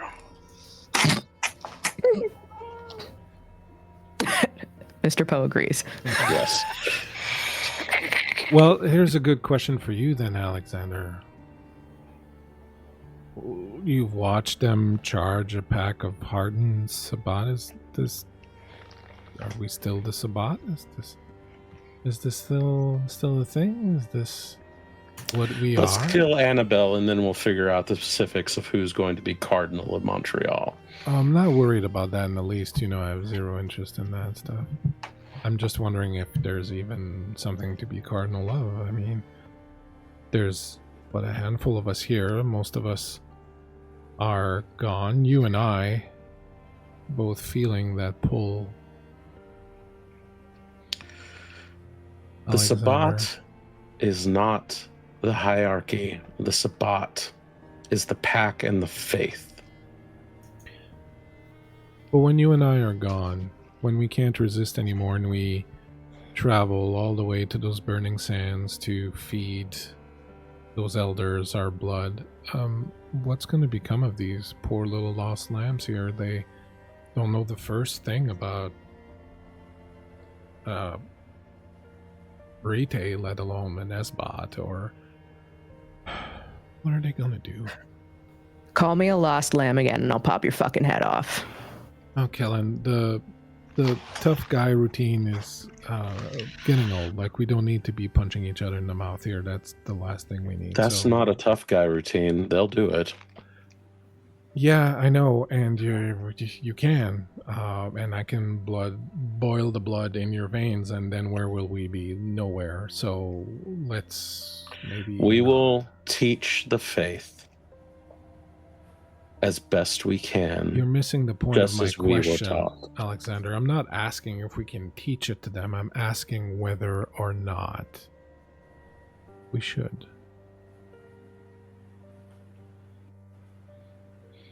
I'm surprised at you. Look where it's gotten us. Look where it's gotten us. Tell me that this is what it was all for. A handful of us in the middle of a field, in the middle of nowhere. What is this? In the beginning, it was a handful of us in the fields of Northern Europe, in the forests of Northern Europe. When we came to the Americas, it was a handful of us in the Appalachian Mountains. It was always comes down to a handful of us, and we always come back. We're unstoppable. We don't require structure. We don't require spanning conspiracies. We require the pack and the faith, and all comes from that. Everything else is negotiable. Wouldn't you like, just once, Alexander, to not have to be the comeback kid? To not have to constantly be having to rise from the grave and scrape for whatever we had before and what little we can get now? Wouldn't you, for once, like to build something that lasts? You think that structures like the Camarilla last? You think that anything but faith truly lasts? Faith may last, but the faithful don't. And I said to Michael, not by the one above's grace, but mine own, will I live in pride. Thus spake the Dark Father. Yeah, pride goeth before the fall.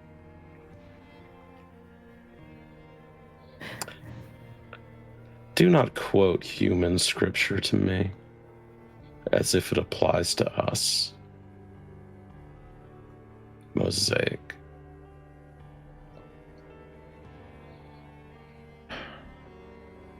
Come on, child. Let's get you fed and clothed. It's terrible. What are you wearing? I'm sure it was much nicer when there wasn't a giant spire-sized hole in the middle of it. Well, I could say that on most things. Kellen sighs, takes off their leather jacket, and puts it on Miriam. How do you feel about bloody tack gear? We have plenty of that. They do. Those guys were really well equipped and really prepared. Yeah, no, I'm not a fan of that. What That guys? was, Are they the ones that killed your people? Yes. yeah.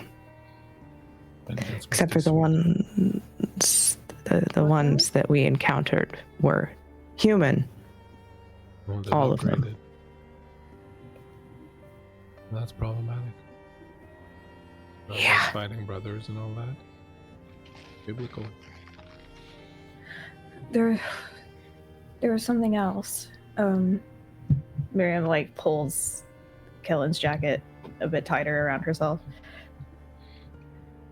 They took my blood. That's never good. No. That's never good. They said they needed my blood. They obviously didn't say what. I was sort of upside down, impaled at the time. But they did. They didn't kill you. Put it in a Did bag. they say anything about why? I mean, if they wanted to just deliver a message to Alexander, they could have written it on a piece of paper and stapled it to your forehead. Why the whole keeping you alive routine? I just, for once, I would love it if a mastermind would just actively explain their plans in great detail. That'd make my life a lot easier. Well, she sort of did, in a way. She said she didn't kill me because we're family, first of all, which is when I found out about the whole lineage of it all. And she also didn't kill me because she said the suffering is the point. I've heard that before. I Oh. really don't have that. I really, really hope that that is not what I think it is. What do you think it is exactly? Who is the weeping gardener who honors suffering?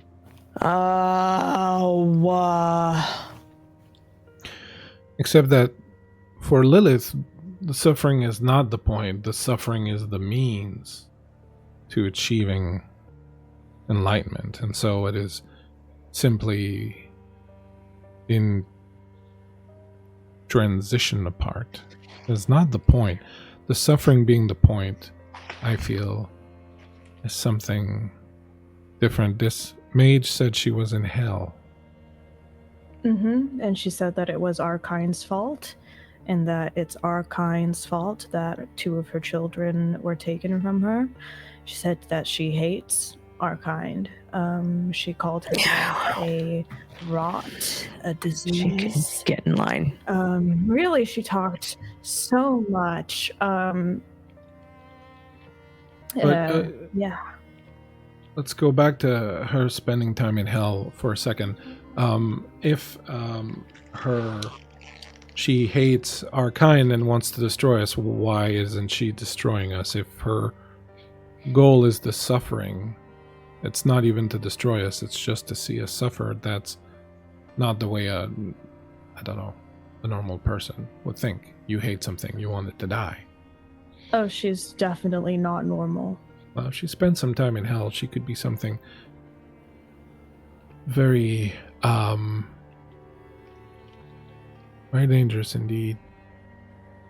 A mage who does not need to worry about repercussions.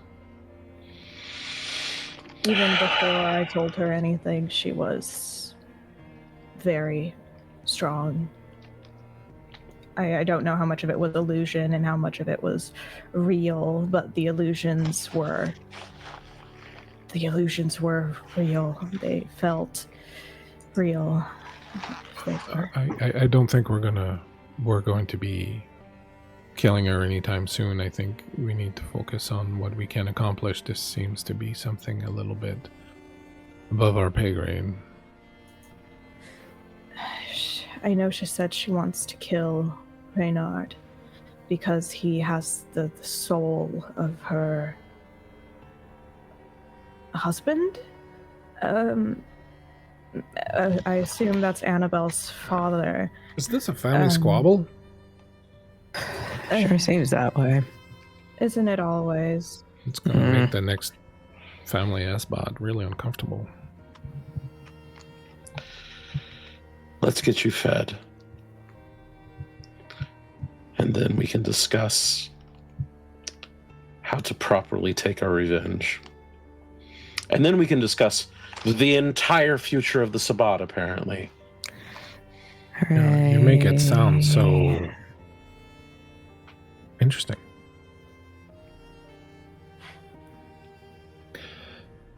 Well, I'm not driving, so whoever's driving, I'll drive. lead us on. We should pick up some of the things those fellows up there dropped. It might be useful. Actually, yeah, I think as we head back, that's exactly what Kellen's gonna do. She's gonna like loot a couple of bodies. They're gonna loot a couple of bodies. You can find some armor, like some of the over armor kind of things, like regular kind of Kevlar vest stuff. You'll find a number of firearms, handguns, and some SMGs. They do have those strange dart guns that have a few shots each left in them. They've got this strange blood-smelling liquid in the darts that hit you and that created your issue. Storyteller. Yes. When you say So it like here's what I'm thinking. So you know the thing that people always do in action movies where they knock a guard out, strip the poor bastard naked, leave him in a broom closet, and then walk into the stronghold wearing their gear? That's what I'm hoping for right now. I would like to grab a couple of full sets. there's enough there, certainly for a number of people. You can cobble together a number of them. If I could, can I take some of those, please? Yeah, totally. Since we've got a van. And they are wearing these useful wraparound face-concealing visors. Yeah, Right? very useful. Basic evil overlord rules: never make a costume that conceals the face for your guards. Exactly. Oh, but then they'll have personhood, and you don't want that either. You head back to the vehicles. What are you going to do about feeding? Yeah, I'm a bit of a problem, aren't I?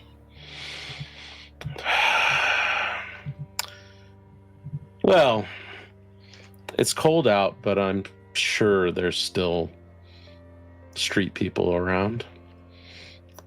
And I'm a hunter by nature. You'll probably come to realize, Miriam, that you've been out basically for 3 weeks. Mm-hmm. You'll figure out the date and work out when you were at the market, and it's been about 3 weeks. Yeah. Oh, she really scrambled your egg. You have no idea. It was a lot of... It's just a lot of bullshit. I think... Is Thomas still here?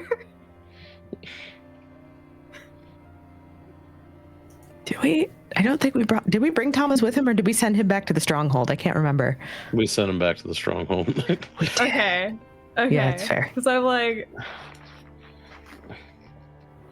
He's holding down the proverbial fort. Him and Prudence. Him and Prudence. Yeah. Perfect. Oh Okay, God, I we can kill him with remember what happened to him. Prudence. Oh no. It's either going to be the worst night of his life or the best, knowing Prudence. Jeez Louise. Maybe half of one, half of the other. Answer there is yes. Speaking of Prudence, Oh no. God. I just want to say, because it's been a while since we played the other game, you remember the people that had been sent, the 23 and 3, the humans that had been sent and piled up in the thing. You remember that they had ostensibly been sent to you by Annabelle. A Turk had brought them from her. They had on their arms black triangles tattooed, marks on their arms, so you can... Not triangles, but pyramids. You remember that Prudence had the same tattoo on her chest.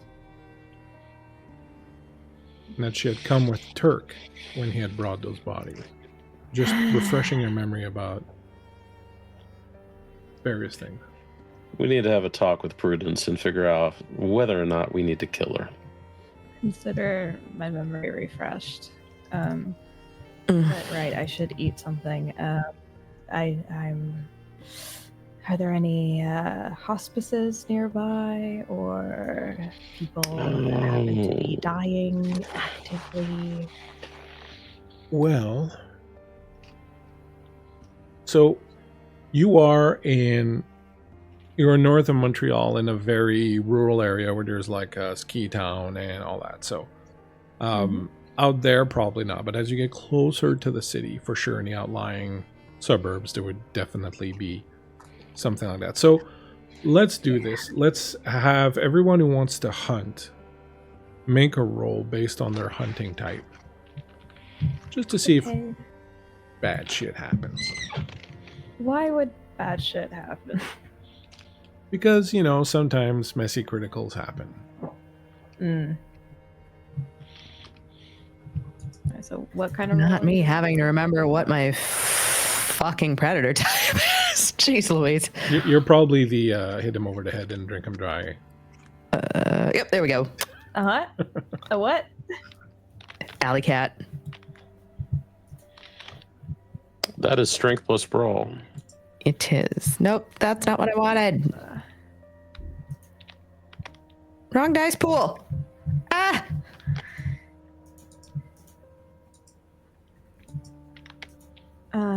As a Grim Reaper, it would be...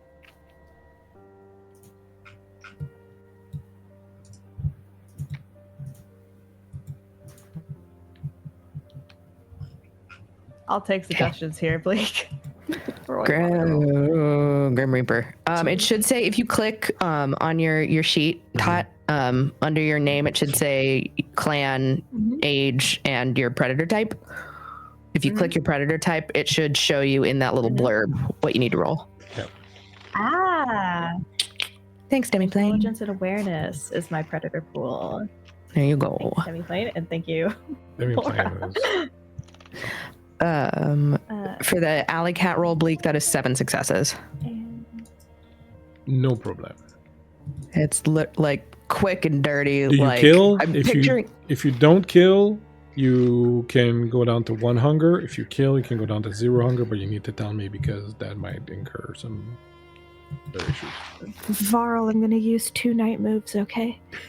Whoopsie. I don't have a lot of dice.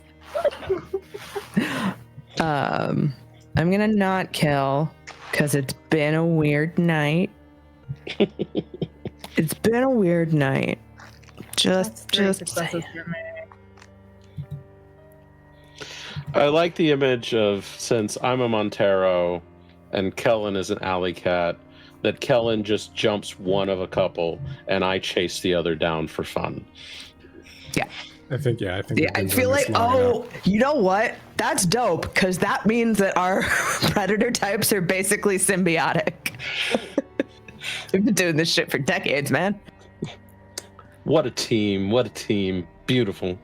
And how did it go for you, Kot? 3 successes. Okay. Yeah, so same thing. Are you going to kill or are you not going to kill?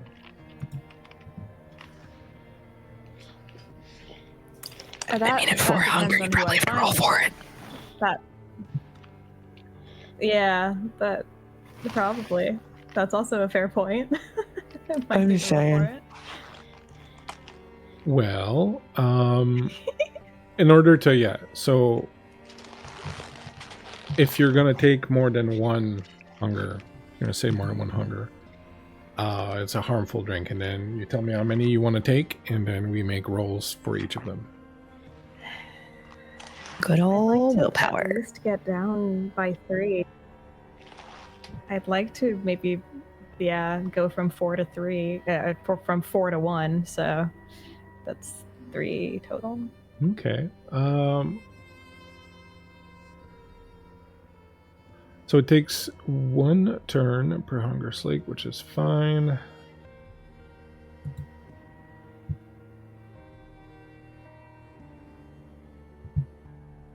We have to make a roll for them to see if any of them kill them. Human roll strength plus stamina against hunger slate to survive. Because you are doing this in an auspice, I am going to give them a penalty. Okay. Because they're frail. Frail, already almost dying. Yeah. Oh no, how are we going to dispose of a body in a hospice? 3, right? Mhm. Oh. As you are almost slaked your thirst, you hear dee, dee, and you feel the body sort of deflate, and you feel something kind of leave. And you will slake 2 hunger instead of 3. But the person has shuffled off its mortal coil.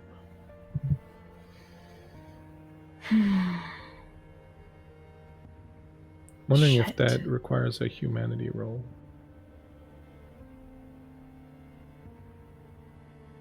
I'm very vulnerable right now, Bleak. Yeah, no, I think killing someone does incur a stain at least. Yeah. Unless your convictions allow for it. You want to make a case? As a Grim Reaper, I do purposefully go feed from people who are close to death to sort of put them out of their misery. And especially after this whole ordeal of being told suffering is the point and I don't get the sweet release of death, I think I wouldn't necessarily... I think I would, if anything, feel vindicated in sort of saving this person from the suffering that Calomé is intent on distributing to. I'm going to ask you to give me a wits plus medicine roll if you want to kind of hide the fact that this person was drained by a vampire and make it look like it was just their time. Varl, I'm going to use 2 more night moves. Okay. Yeah, if you declare it before you roll, it only costs you 1 to get 2 extra days. It costs 2 if you do it after you've rolled. I'm gonna use 1 night move.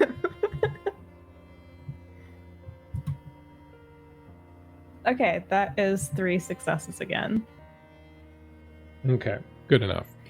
You will, a lot of you will make your way back into Montreal, manage to feed, and it will be basically, you remember that scene in Near Dark when the van is rolling out in the field and the sun's coming up and there's smoke coming out? Like, that's basically what's going on by the time you pull up at your hideaway. Like, you have stretched the night as far as it will stretch. Shit. You just manage to make it back and inside the bar that you've begun occupying. You see, Miriam, that they have made their home in an abandoned, what appears to be an abandoned, was perhaps a hotel and a bar at one point called the Standard. It's kind of barricaded up and boarded up now, but it's in the old port, in old Montreal, a very old building. And you will make your way inside. Well, do you go there? I assume that's where you go. I assume you're going to take the night before. Yeah. Yeah. When you arrive, you find Thomas in the kitchen and Prudence, and they're sitting across from each other, across the table. Thomas is still wearing his big hoodie with his bandana kind of pulled up over his face, and he's got kind of his hoodie up. And Prudence sitting across from him, and it looks like they were playing some kind of card game. When you walk in, you hear Prudence say, "But it has nothing to do with fishing. It's just the name. It's just the name of the game. I don't get it. It's not. Oh, hey guys. Hey. Wow, you look like you just got in a fight. You okay? Who is this? Oh, hi, I'm That's Thomas. I'm part of What's the. a Thomas? What is it you call yourself? The. You're not part of anything yet. Oh fuck. Okay. Well, I'm an applicant. Let's just say hi. I'm Thomas. I'm an applicant. He reaches out, offers his hand. He does things with computers, and he's useful, and he's new. Like, weeks new. To let Miriam the new does, car like, smell, you know? Shake his hand. Hey, you look like you've been through the ringer. Yeah. Thomas, you have a way with words, as always. Well, Yeah. I'm Miriam. Oh, you're Miriam. Heard a lot about you. He leans over to Kellen. Who the fuck's Miriam?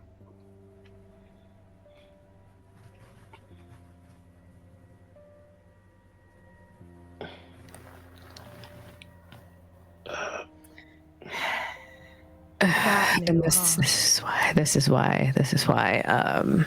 that make it awkward again? Yeah. I was just gonna pick up the cards, and Prudence gets up and comes over to you, Miriam, and sniffs you.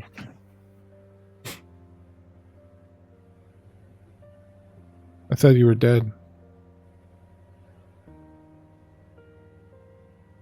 Yeah, well, there are worse things. Oh, I know. Welcome back.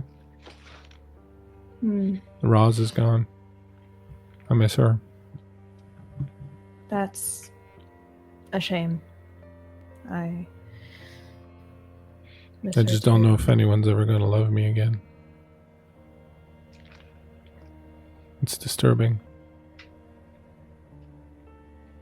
I'm sure you'll do just fine, Prudence.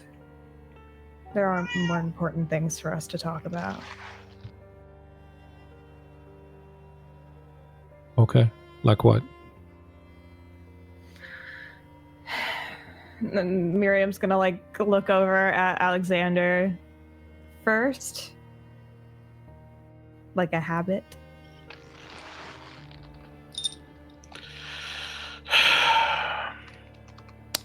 Prudence, that pyramid on your chest. Mm-hmm. Do you have any loyalty to it?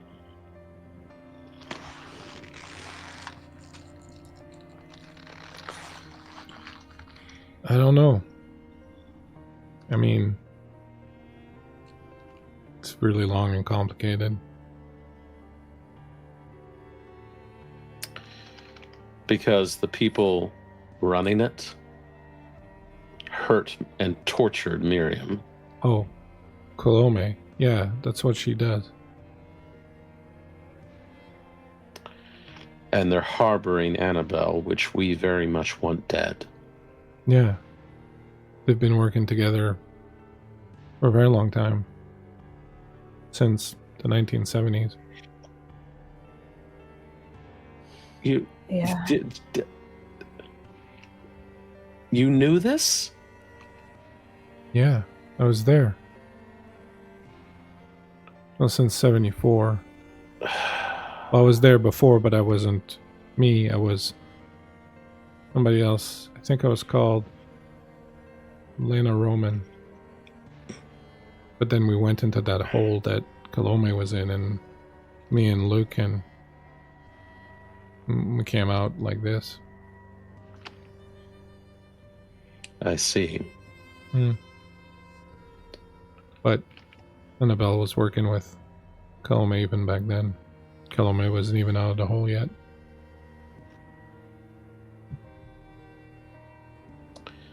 My question is, will you help us take Annabelle and get rid of Calomé? Why? Because they deserve it. Well, They the people betrayed deserve us. a lot of stuff. Yes, but they did something to us, so we're taking it personally. You think Roz is ever coming back? No. Pity.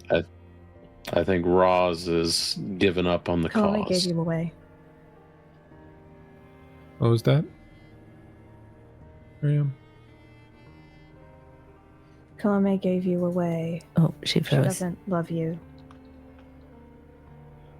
Calomé never loved me. Calomé never loved anyone. She's just... That's not true. I know for a fact she loved someone. That's why she's doing all of this, but You know who was if you nice? stay here... Dr. Shaw was Who? nice. Dr. Shaw was really, really nice. She was trying to do good. And then we found that hole, and then Calomé took her. I miss Dr. Shaw. What hole are you talking about, Prue? The hole at the bottom of the pyramid. The pyramid is two pyramids. The one that points up to the sky and the other one underneath it that's inverted. That one was built back in 1974, and at the pinnacle of it, I don't know if you still call it a pinnacle when it's upside down, but at the pinnacle of it is this hole that reaches to hell. And that's where we found Calomé.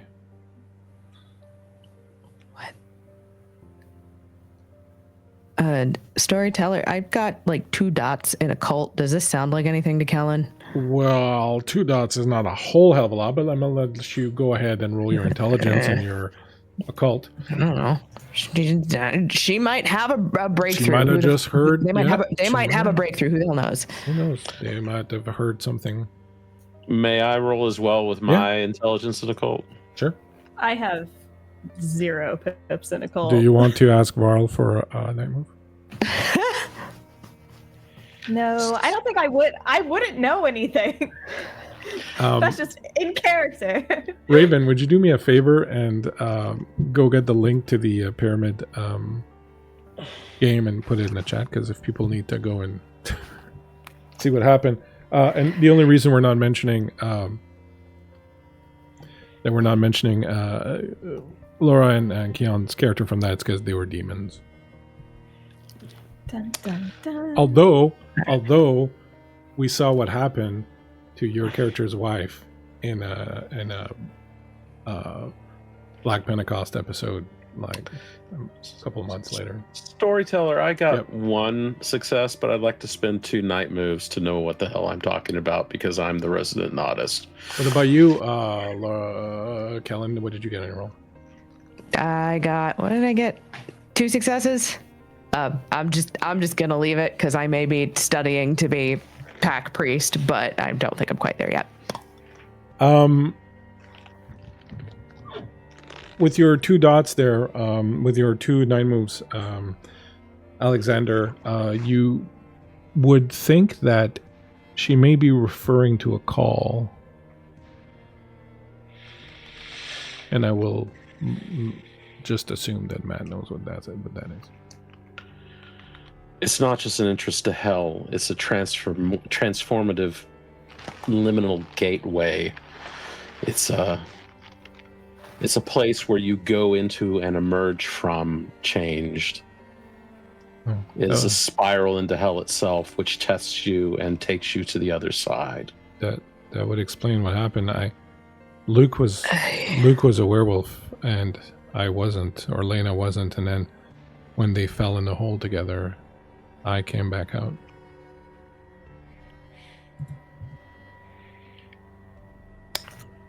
Do you want to destroy the thing that changed you? It's a common urge. Looks at Miriam pointedly. Can I ask Miriam you? does not look at you. Can I ask you a question though? Go for it.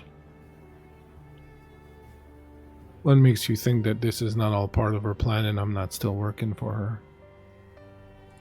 You know what? I don't know that, but life is built on risks. Well, if you're a pyramid, you're built on a mouth to hell. So let's go. And that, my friends, is where we will end tonight's session. Ours is not to reason why, ours is but to do or die.